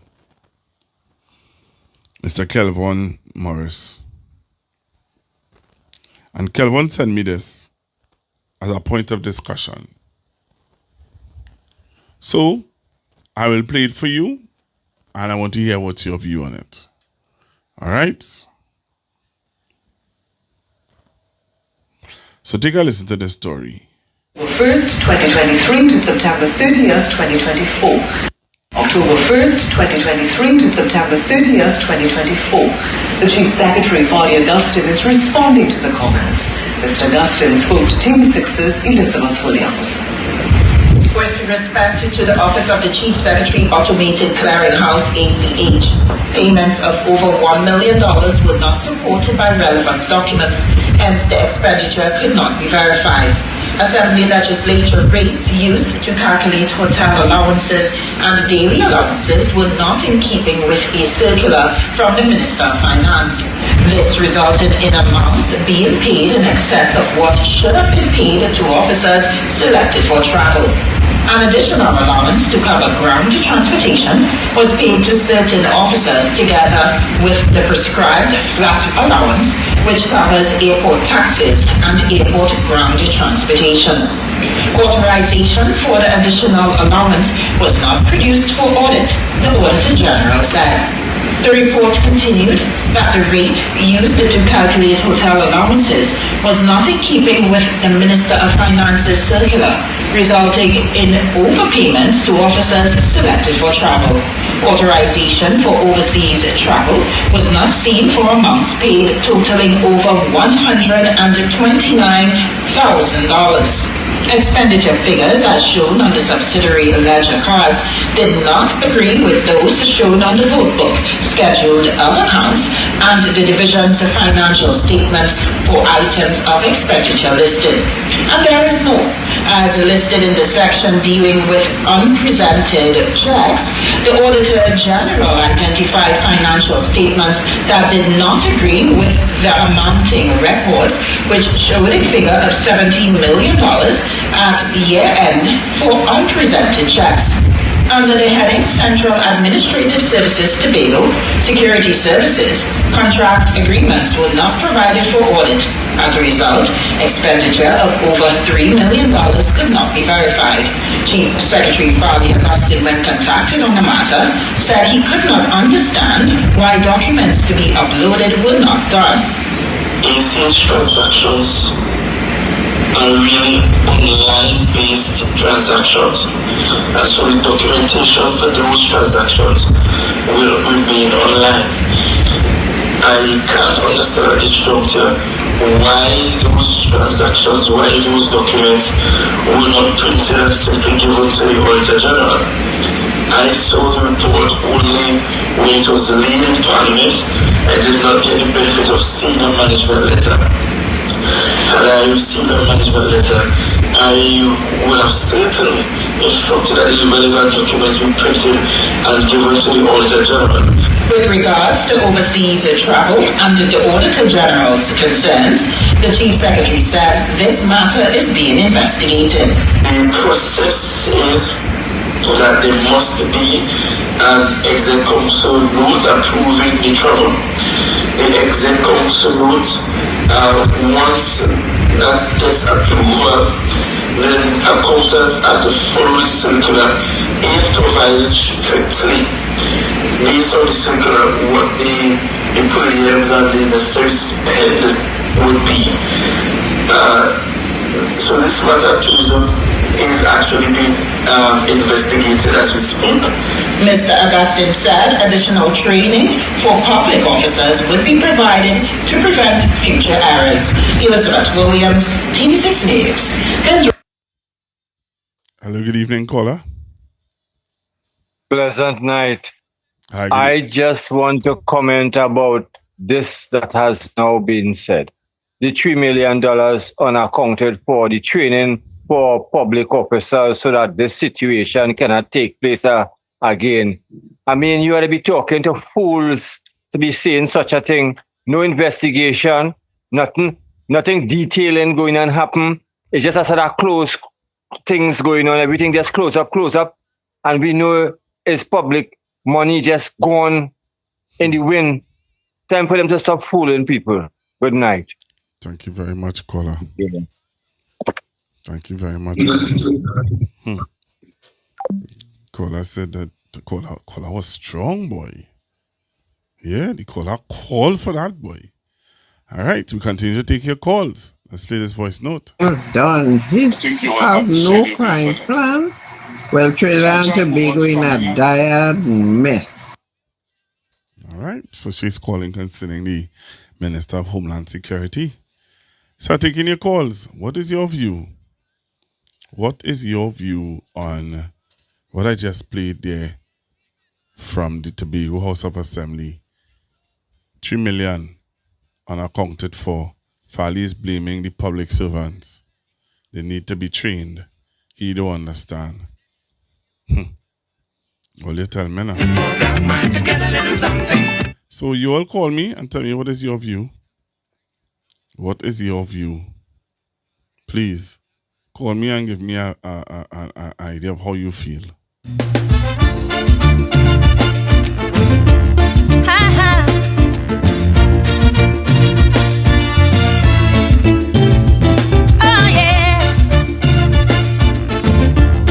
Anybody from Tobago listening?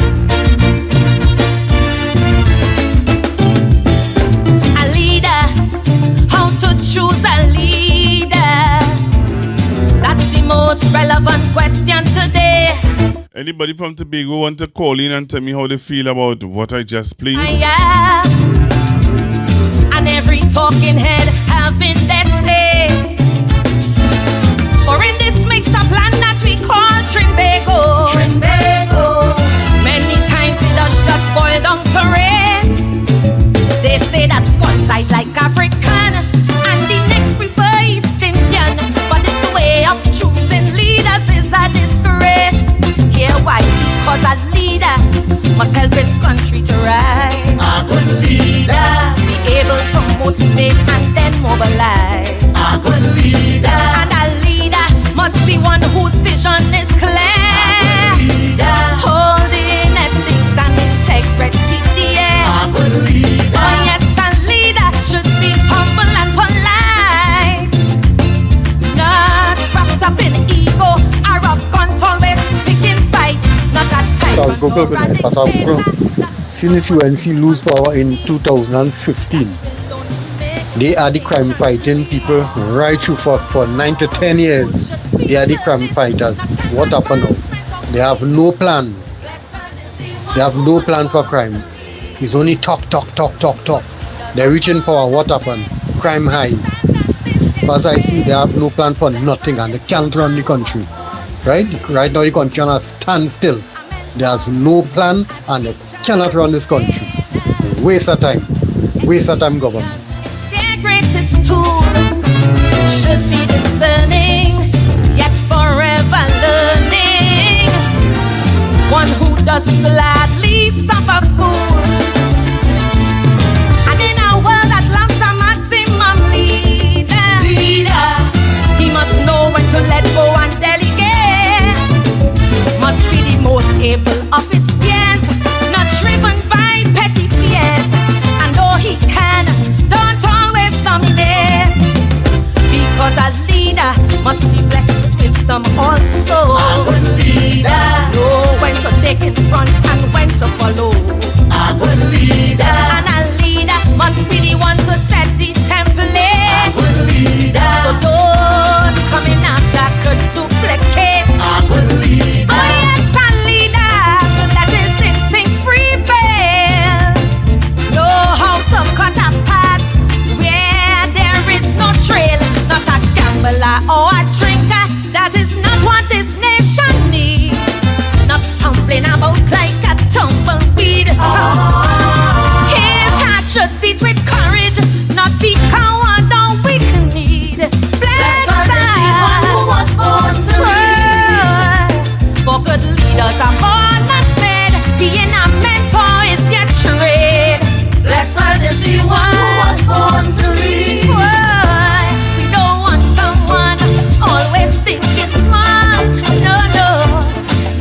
No, that's not a leader at all. One who always fools drinking alcohol. No, that's not a leader at all.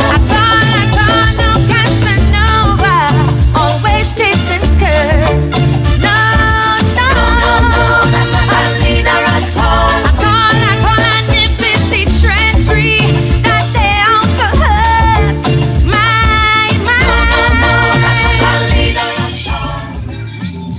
Good night, brother Google. This is my message to you, very short and sweet. And this is for the nation. This is very easy to recognize. Have you heard the Homeland Security Minister discussing anything to the nation about white collar crime? I'll leave it right there. Thank you. We don't need someone specialized in fraud, but one to be respected and never rejected. Here at home and especially abroad, they don't have to be a lawyer or doctor. Their first degree should be common sense. And when it's time to decide, you cannot run, you cannot hide. A firm stand he must take, don't sit on the fence. Because a leader cannot drift like sinking sand. A good leader, by the courage of his convictions, he should stand. A good leader, and a leader can't bend with every wind that passes. A good leader, to his values and principles, hold fast. A good leader, oh yes, a leader should be confident and competent. For what he believes in, go to every tent. Not someone seduced by flattery, that is not what this country needs. We don't need another trumpet indeed. Should be stable with family values, not looking for young girl to breed. Blessed is the one who was born to lead. For leaders are born not made, and playboy is not their trade. Blessed is the one who was born to lead. For good leaders are born not made, lifting up others is their trade. Blessed is the one who was born to lead. Yes, good leaders are born not made, leaving us better off is their trade. Blessed is the one who was born to lead.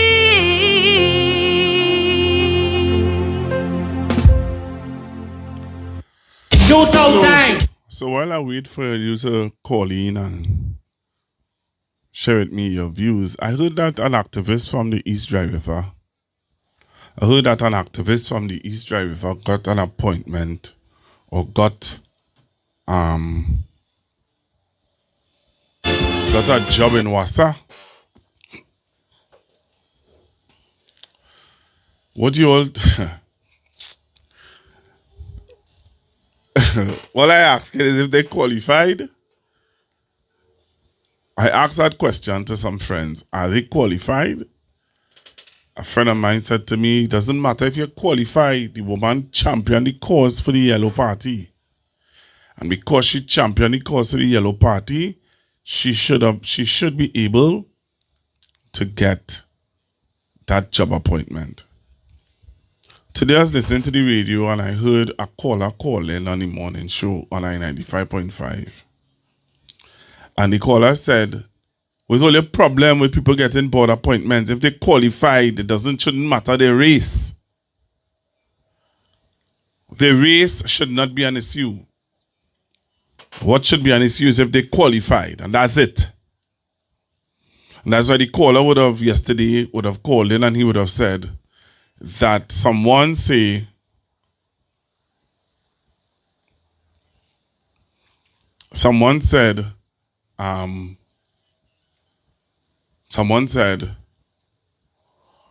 if you want appointments, qualify yourself to get the appointments. But once the person qualified from East Dry River, once that person from East Dry River is qualified for the position that they got in Wassa, then leave me alone. Leave them alone. The other question is if the radio station owner who got a board appointment on NCC, what is he qualified in? The man qualified in being a soca artist.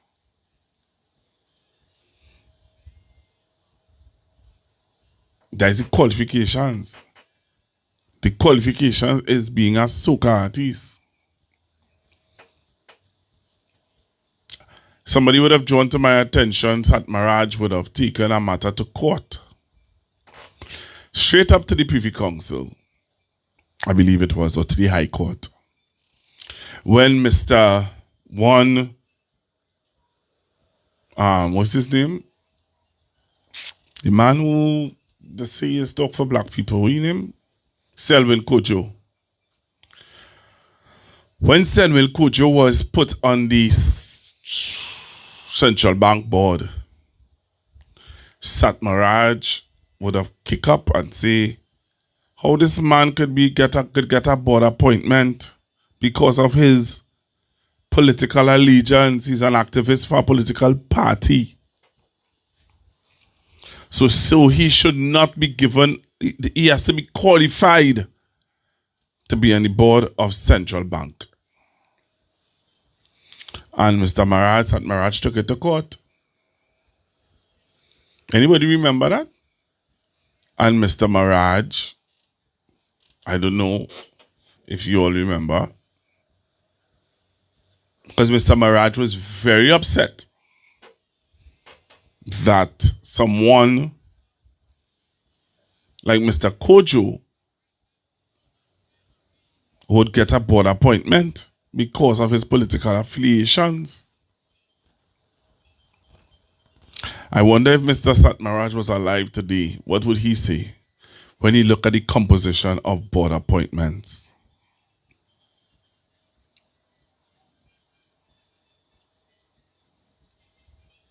So, people are asking, what is this soca artist? What is the councillor from Marabella West? What is his qualifications for being on the board of NCC? You see, if we start to go down that road, then people will question what are the qualifications of other persons who are on NCC boards.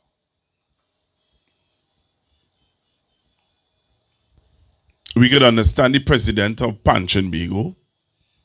We could understand the president of Tuco. We could understand, well, right. But there are other persons. Qualifications is based on your being senior, you being senior as a soca artist. So because you're a senior soca artist, it gives you the right to be on the board of NCC. Some people may ask, what was your qualifications to being on a board? Well, I'm a qualified sound engineer.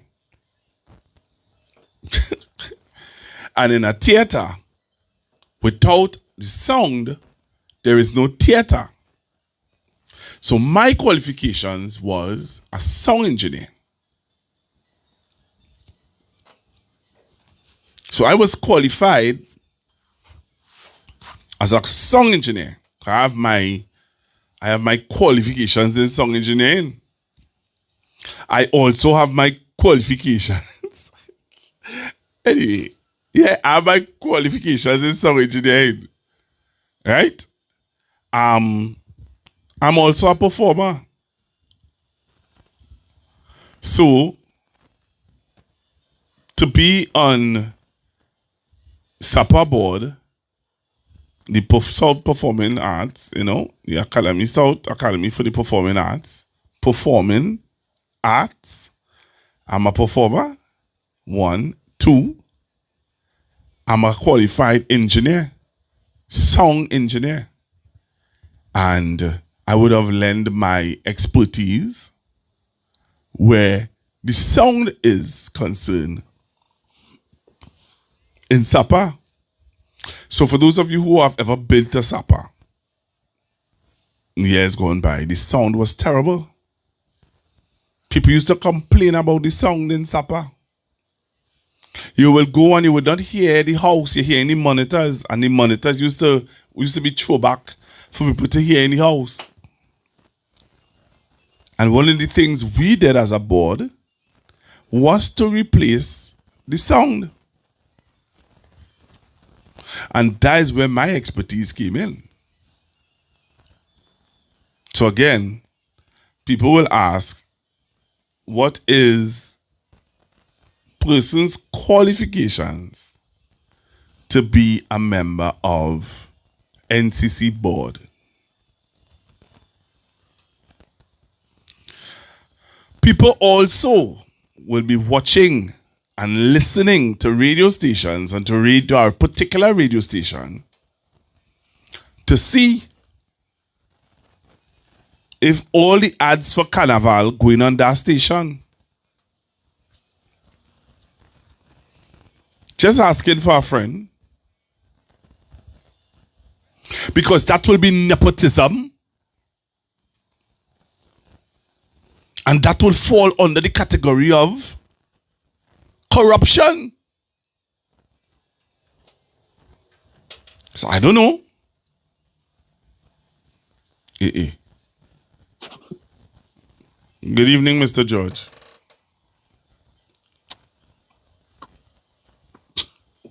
I think I have my number mixed up. I think it should be the water lord. He should be in Wassa. Oh, yeah. He shouldn't be at the CC. Should be in Wassa. Oh, God. I hear you. Well, I think, to be honest, as being a artist, a musician, I think he have his own studio and thing. Being in NCC deal with like. When you say own studio, what do you mean? He do have a music studio. That's no, he don't have a recording studio. Okay. As NCC deals with Carnival and stuff, I think he could work there, man. I think he in it long enough to have some sort of knowledge on it in that field. Okay. That is my take, yeah. Beautiful. Yeah, because I think Gypsy was there too, and she probably went in there because of that too. I don't know about it. Maybe he qualified otherwise, but people will look at it at the outside and saying Gypsy's a Calypsonian, so he could work at NCC. But the next one from San Fernando West, kind of music he does do. He's an artist. I know he's a musician. I know he's a musician too, but what type of music? Oh, he does sing Trinidad music? Okay. And then he used to manage Gestra. Oh, serious? Okay, yeah. I never knew that. Yeah, he used to manage Gestra. Okay. All right. So you think that the position that the soca artist got on NCC board is okay? Yeah, but I don't know what position. What I mean, he's a director. He's just a normal director. He ain't no big boy anything. He no big so artist. Well, yeah, I think I that's my take. I think it's okay. I just think. All right. And then he helped them out in the election too. So give him another plug. And the one with the Wassa, what? I think I was reading somewhere that the city position was no longer there and they bring it back. What does that mean? Whatever position she got. I was reading that somewhere today. They revoke it? No, the position that she got, it was moved out of Wassa. As far as that's what I read, and now they bring it back and they put her in that position. I'll go back and read it though. Yeah, I think it's something like that. That's what I saw. Yeah, but somebody telling me it's to clean window and gosh. Yes. Well, maybe she qualified in that. I go and have a good day.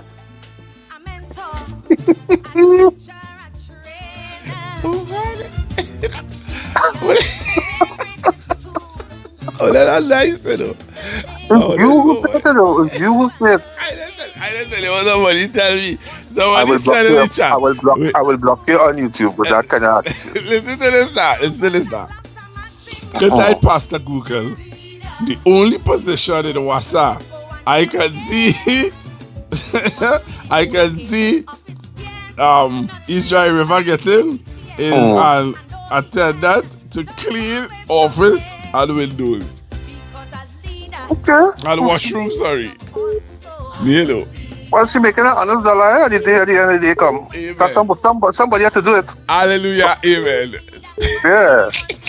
All right, later. Hello, good evening. Good afternoon, Pastor. I was already car for a while, so I'm listening. But you're speaking about the lady who got employed in Massa? Wait, first I am asking the question. Do you think that the soca artists and the Trinidad artists who got their appointment on the board, do you think that it's a justified position? Do you think that it's well deserving? I don't know. I can't say, because I don't know. I really see not much about it, so I really can't say. I can't say. You can't say if they qualify. Well, it's not about well, it's not about qualifications. It's about them being what's the word I'm looking for? Because one person is saying that the soca artist get through because of his years of experience in the soca industry.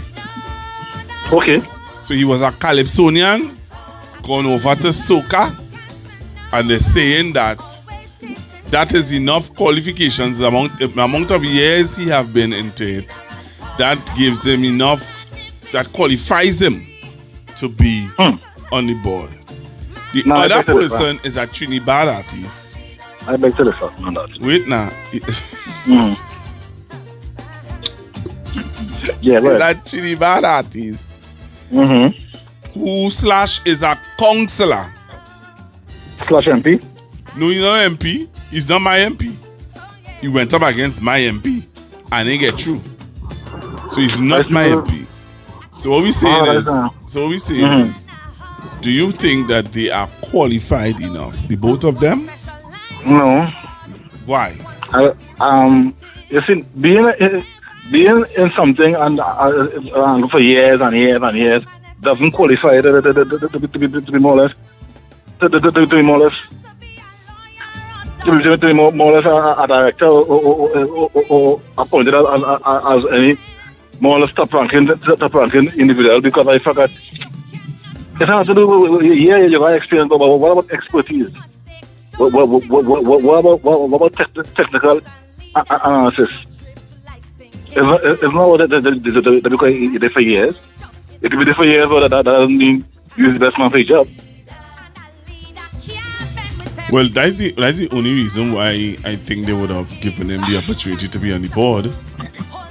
He's not the chairman of the board, he's just a director. Now he does give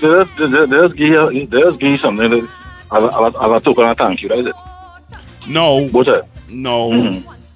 I don't know. Again, let's wait and see how this would play off. But it's a question that I'm asking. Do you think that it is worthy of because my next observation. Wait.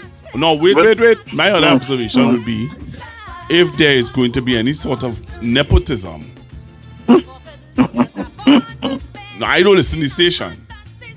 Period. I don't listen to that station at all. But we had to listen. For Carnival, you got to listen to here.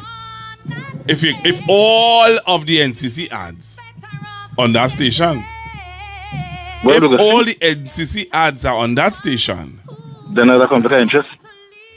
There's nepotism. Yeah. Of course.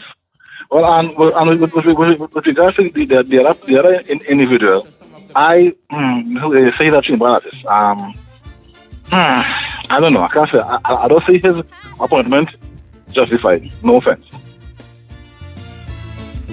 Okay. I'm being real. All right. Okay. Yeah, man. Before I go, with regards to the individual who was employed at WASA, yes, that position was made redundant when Mr. Premise was running PSA. That position was made redundant. However, I don't know what's going on, because as far as I understand, the individual got more debate position. But however, I don't know, because last time I checked, the individual is over 50 years old. She could be about 55 for the oldest, or even older. So I don't know, since when people that age get getting hired in government institutions. Interesting. Interesting. Thank you very much, caller. Yeah. Hello, good evening. Hello, good evening, Pastor. Hi, good evening. And to your loyal listeners. Pastor Google, I think your question is skewed, eh? Pardon? This is my point of view. I think your question is skewed. Why you say that? Because, Pastor Google, with this government, it has nothing to do with whether you could do the work or whether you qualify or whether it's just a matter of listen. Hello, you help me out with elections, I'll do you something. That's what it is. Some people feel that in order for them to get something, they get out there and they show themselves supportive of the opposition or the whoever, and they get us something.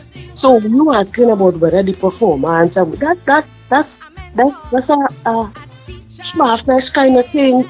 It has nothing to do with performance. It has to do with payback.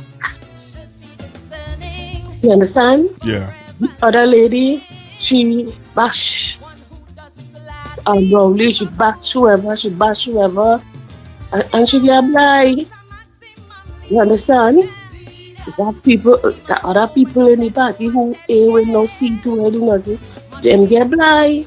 So with this government, it has nothing to do whether you could perform or not perform on the job. It's to ensure that when you're blind, that they promise you. And that's what it is. That's just what it is. We have to come to terms with the fact that that is what it is. Just look at the size of the government alone.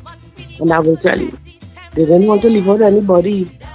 So they have to be everybody acting here, this year, that year. You understand? In order for them to be comfortable in governance. And that's just what it is. So, it's not yourself about who nobody don't care about that. But don't care about that. All right, caller. That was very good. Yes. Yeah, you ticket for you, Huru? Pastor, you want to get my ticket? No, we had a call to with that ticket, ma'am. That's not how it does work. We gave her a ticket this evening. Because someone called in and won a ticket, ma'am. Okay. If you want a ticket, you need to call in when we have a call-in segment and win a ticket. When is the next call-in segment? On Monday from 8 p.m. Okay, all right. And only one ticket I get in. Only one ticket, ma'am. How much ticket you want? So your husband come out ticket for you? So your husband come out ticket for you? Your man friend come out ticket for you? For yourself? Okay, all right. Okay, Pastor Google. How you running off the phone so quick when I talk about your man friend? Oh, go Pastor Google. You tell me what to do. I follow the instructions. Okay then. Just making sure now.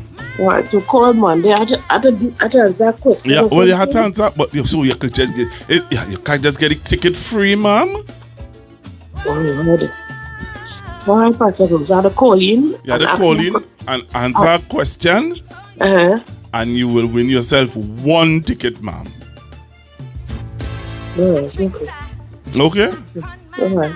So I have to get an outfit. You had to get your African frock. Oh, that's another story then, Pastor. No, that is another story. So wait now, this man who you just was trying to lobby for to get another ticket to bring him, he can't buy outfit for you? Oh, Pastor Google, he's up there, he's up for your rough so. So he's up there. Alright. Phone Monday for my ticket. Okay then, man. Jeez, boy.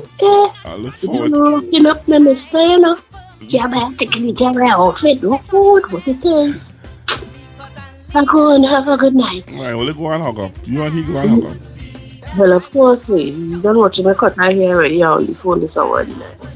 And I don't feeling good already, so. You should to rub you down with some Vicks. Yes, I get rubbed down already. Just in the seat now. Okay then, man. Yeah, take care. Okay, bye. Leader should be confident and competent for what he believes in. Go to every tent, not someone. So you want to win 2 tickets, Jessa? No, man. Hello, good evening. Pastor. Well, how it is the lady want to win 2 tickets but so would he Mr. Car he ain't working away, he ain't get no pension. What the hell is this? But you leave the people everywhere. No, I'm not You know leaving what them. happened? Go ahead. Who is the chairman in NCC? The chairman of NCC. I can't remember the man name. All right, I think it's Peter Kanhai. Yeah, I think so. Yeah, I think The so. chairman of the UNC party. Oh, yes.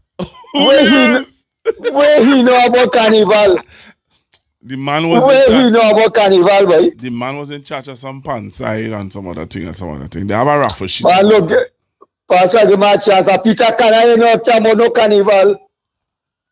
He will be in all that Bella costume. Oh, upon makeup.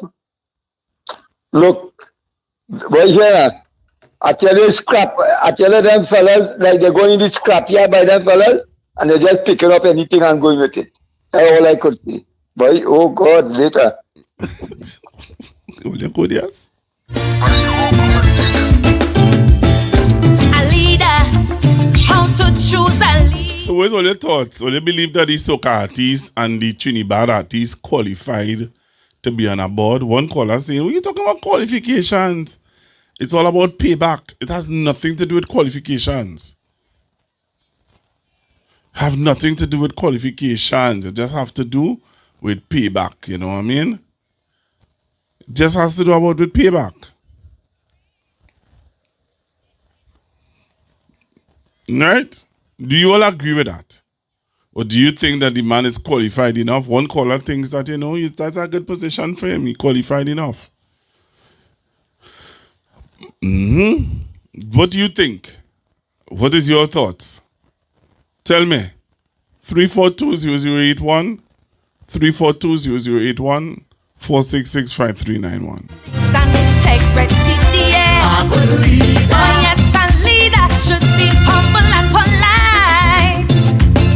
Not wrapped up in ego, arrogant, always picking fight. Not a tyrant or a dictator. That is not what this country needs. That will only make my nation bleed. His first goal should be service, not self-advancement or greed. Blessed is the one who was born to lead. Good leaders are born, not made. Setting standards is their trade. Blessed is the one who was born to lead. A mentor, a teacher, a trainer. Experience is their greatest tool. Should be this. Hello, good evening. Yes, sir, good evening again. Could you enlighten us a bit on what the directors and our board does? Because you was our director on our board. So all right, could you tell us? So what are direct? So there are several roles directors play. So there are subcommittees, and the subcommittees will deal with the day-to-day running of not day-to-day running, sorry, but the vision of the whatever establishment or whatever you are supposed to be of, right? So like as I just explained, there was an issue with the sound in Sapa. So I was a part of the procurement committee, and the procurement committee would have had a mandate to fix the sound. So were you advising or physically fixing the sound? No. That's advising, and just would look at the best. Would look at the best supplier. Because suppliers would have come in and do a demonstration or show us a PowerPoint on how they can position the speakers to give us the best sound. And based on that, we would determine if that, and based on my qualifications, we'll determine, okay, yeah, he sounds as though he know what he's doing. No, that one don't know what he's doing. No, we don't need those old speakers. No, we need brand new stuff. No, we don't need anything replaced. We need a whole new system.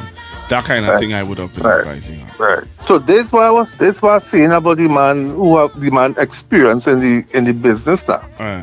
He could advise. I think advise in what way? What do you call it? Like care for the soca monarch or the march beer and thing like that. I don't know. I trying to explain. I don't know how to explain myself though, but it's very hard to explain for him. If all right. If it was Bunji Garlin, people might have a problem with that. Why not? Because he's not politically aligned. And apart from that, when you look at the success ratings of Bunji Garlin, it was Marshall Montano. Well, Marshall educational background. Okay. Yeah, but I mean, he was successful too. He had success too. Okay. All right. Oh, give him man a little blind, man. He have a little success. He have a little. Me, I not giving him. I not saying anything. I asking the people the question. Yeah, man. The man has some hits, something, and the man. I. People might bash, but whatever. I don't really care. I think the man could advise in that field. I just. Okay. As a musician myself. I feel the man could advise in that field. All right. Thank you very much. Okay, sir.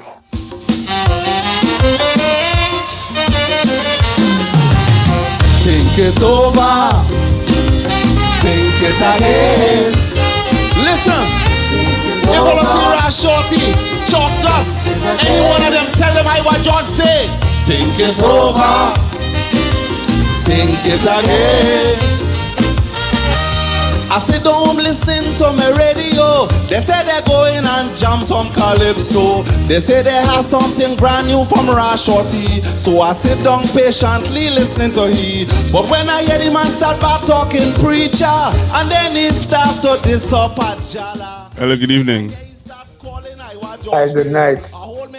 I don't mean like I was draw too much, I feel no qualification to be on that board. I was draw piano.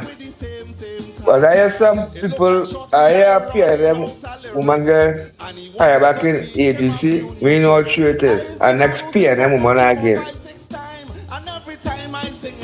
So I was watching that scene where this place. Bless. I will teach him how to gamble and eat some food. Think it over. Think it again. Mr. Shorty, think it over. Think it again. Hello, good evening. Good evening, Pastor. Good. Hi, good evening. Everything good. Actually, could I ask you? Hello, Pastor Good. Wait, go ahead and ask me the question now. What Yeah, question could I ask you a question and could I get an honest answer? What's the question? Comparing with the Africans and the Indians in this country, the level of education, if you was to select a board and you was to select educated and uneducated people, which race you feel will get with the level of more education in this little country? I want honest answer because I know he's a man of truth and I know you go answer me because watch me. So wait, that's ask the question again. Ask the question one more time. No, because watch me. So ask the question one more time now. All right. The question is that. All right. I realize we're having a problem with the Indians on the board and the Africans. But the reality is, out of 10, in this country where education is concerned, how much you feel we are going to get on a board? Out of 10. And you know why I'm asking you? Because I know you know the truth. Because it's a problem when they pick two African and 8 Indian or white man or wherever. But don't you feel that the board and them is justified by picking the educated people that is around and available?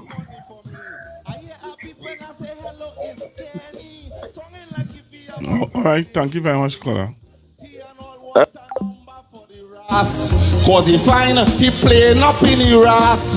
All them song this man sing to bad talk me. He never paid the studio no money. I don't know why he don't trim that hair on the head and brush his teeth and pee and go in the bed. It's over. Hello, good evening.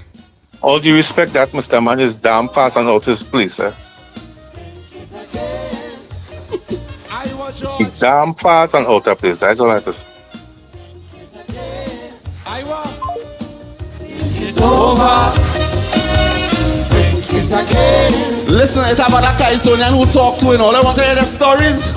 Are you ready to hear the stories? Let me go. Think it over.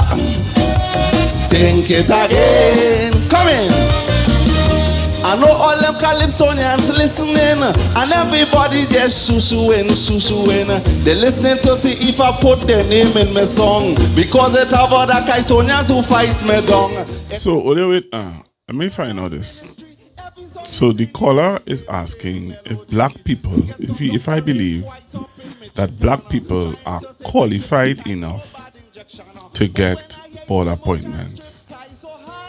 That's what the man is asking. And first to begin, I'm just showing you all the levels that how people think in this country. The reason why I ask him to ask the question again is because I want you all to listen to how people think. Right? So the question is not about anyway. Hello, good afternoon, caller. Good evening, caller. Sorry, good evening. Good evening, Pastor Hugo. Here I was about to go in my bed. Wait, oh, you the lady who was going to hang up your husband? But I had to come back. What is he? Wait, your husband gave permission to call? Yes, okay, because right. he cannot, he know that I will not sleep properly if I get in on this one. What exactly did that gentleman ask? I want to understand. What did he ask?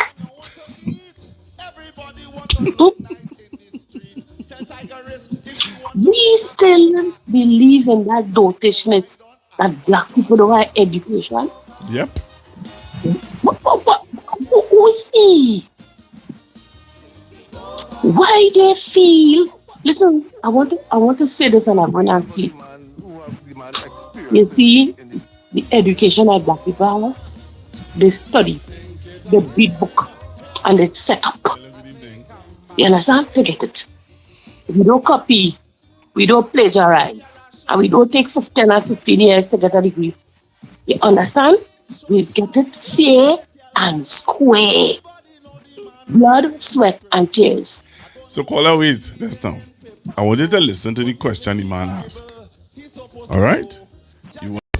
Hello, Pastor. Go ahead and ask me the question now. Yes, could I ask you a question and could I get an honest answer? What's the question?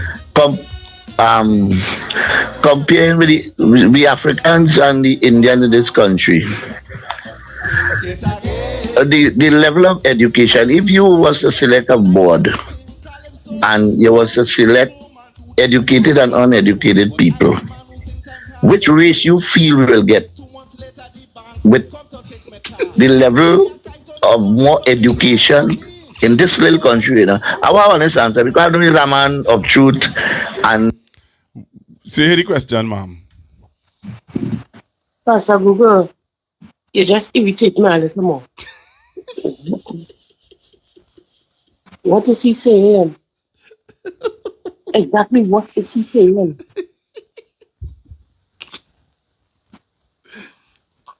And I want to also say, I also want to say to people like them, it is because of their mentality that we suffer so much in the public service. You know why? Because the people in the public service feel that they're not respected for their qualifications that they have. How you come up? I would like to ask him, where did he do his study? Because he had to have empirical data to prove which person is going to get the board appointments. He had to have that. So I would like him to please put it up on your program the next time your program up. So we will have empirical data to prove which race will be more educated to go on board. You understand? Yes, Go let them get tired up with them, but they see them little fellas and them running around and shooting up one another again, tired up and feel that is what it is. And what it is, no. That is the minority. Let them know that is the minority in the country. That's not the majority. You understand? Yes, and Pastor Google, yes, ma'am. I tell you already, it is time you find our young, successful Black people in our community and showcase them. There have a number of Black men who won principal awards and all kind of things. And the last SCA gone there, young man winning multiple awards at 10 as secondary school. We must push that agenda out so that people will understand that, hey, you see that head you pushing there? Don't come and push that here. Yes, ma'am. You want that here. Positive. So if you have data to prove, otherwise let them come with it. You understand? And don't come and ask us stupid questions to upset people in the middle of the night. I've been Pastor Google, I'm going to hug up my husband. Have a good night. But hear this now. We want to know something too. The husband ain't really have no money, because he used to work forestry and he get laid off. The last bit of money he get, he went and paid the light bill and the water rate and thing. So he didn't really have no extra money to buy African outfit for me, and I know it's expensive. Well, we could do a GoFundMe. Oh, God, for African outfit, Lord, no, they just say we have no money. Jesus.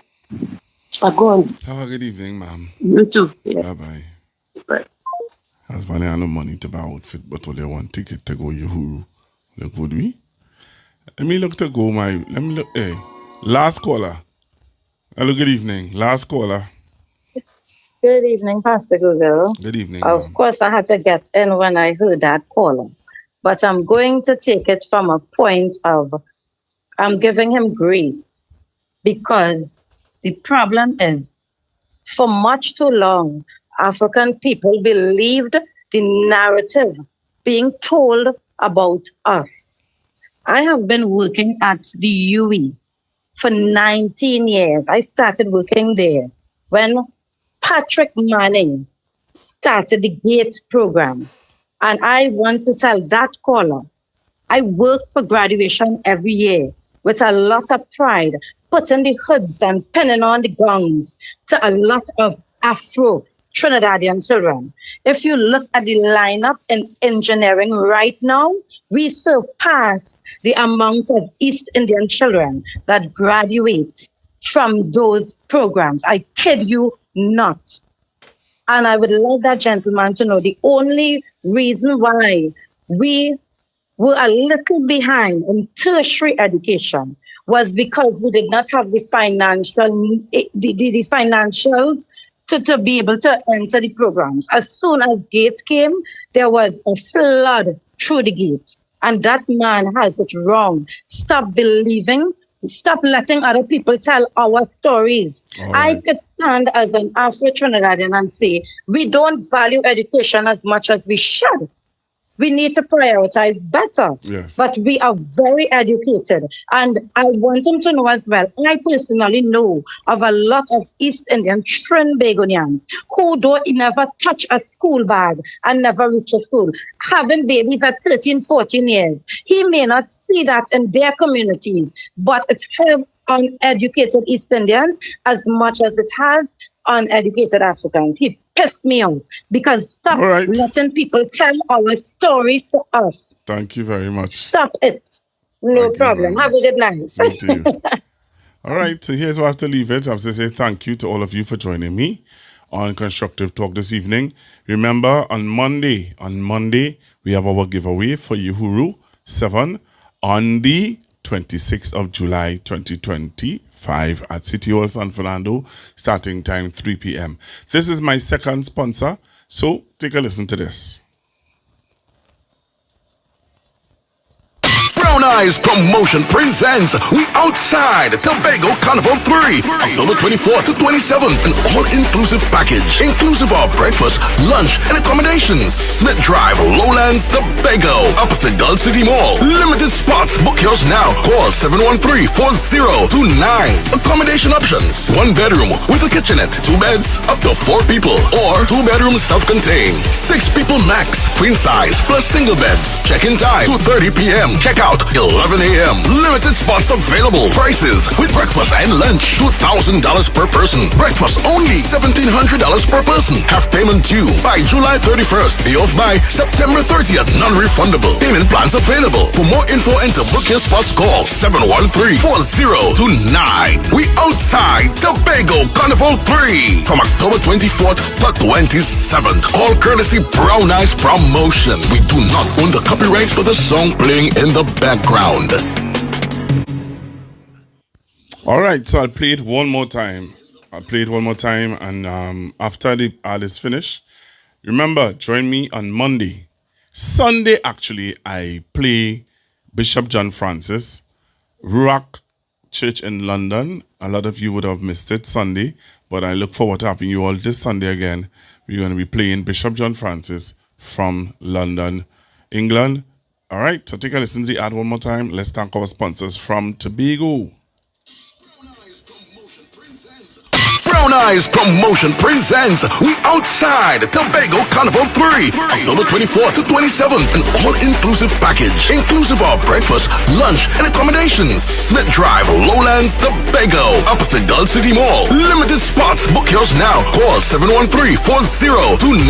Accommodation options: 1 bedroom with a kitchenette, 2 beds, up to 4 people, or 2 bedrooms self-contained, 6 people max, queen size plus single beds. Check-in time 2:30 p.m. Check out 11 a.m. Limited spots available. Prices with breakfast and lunch: $2,000 per person. Breakfast only $1,700 per person. Have payment due by July 31st. Pay off by September 30th. Non-refundable. Payment plans available. For more info and to book your spots, call 713-4029. We Outside Tobago Carnival 3 from October 24th to 27th. All courtesy Brown Eyes Promotion. We do not own the copyrights for the song playing in the background.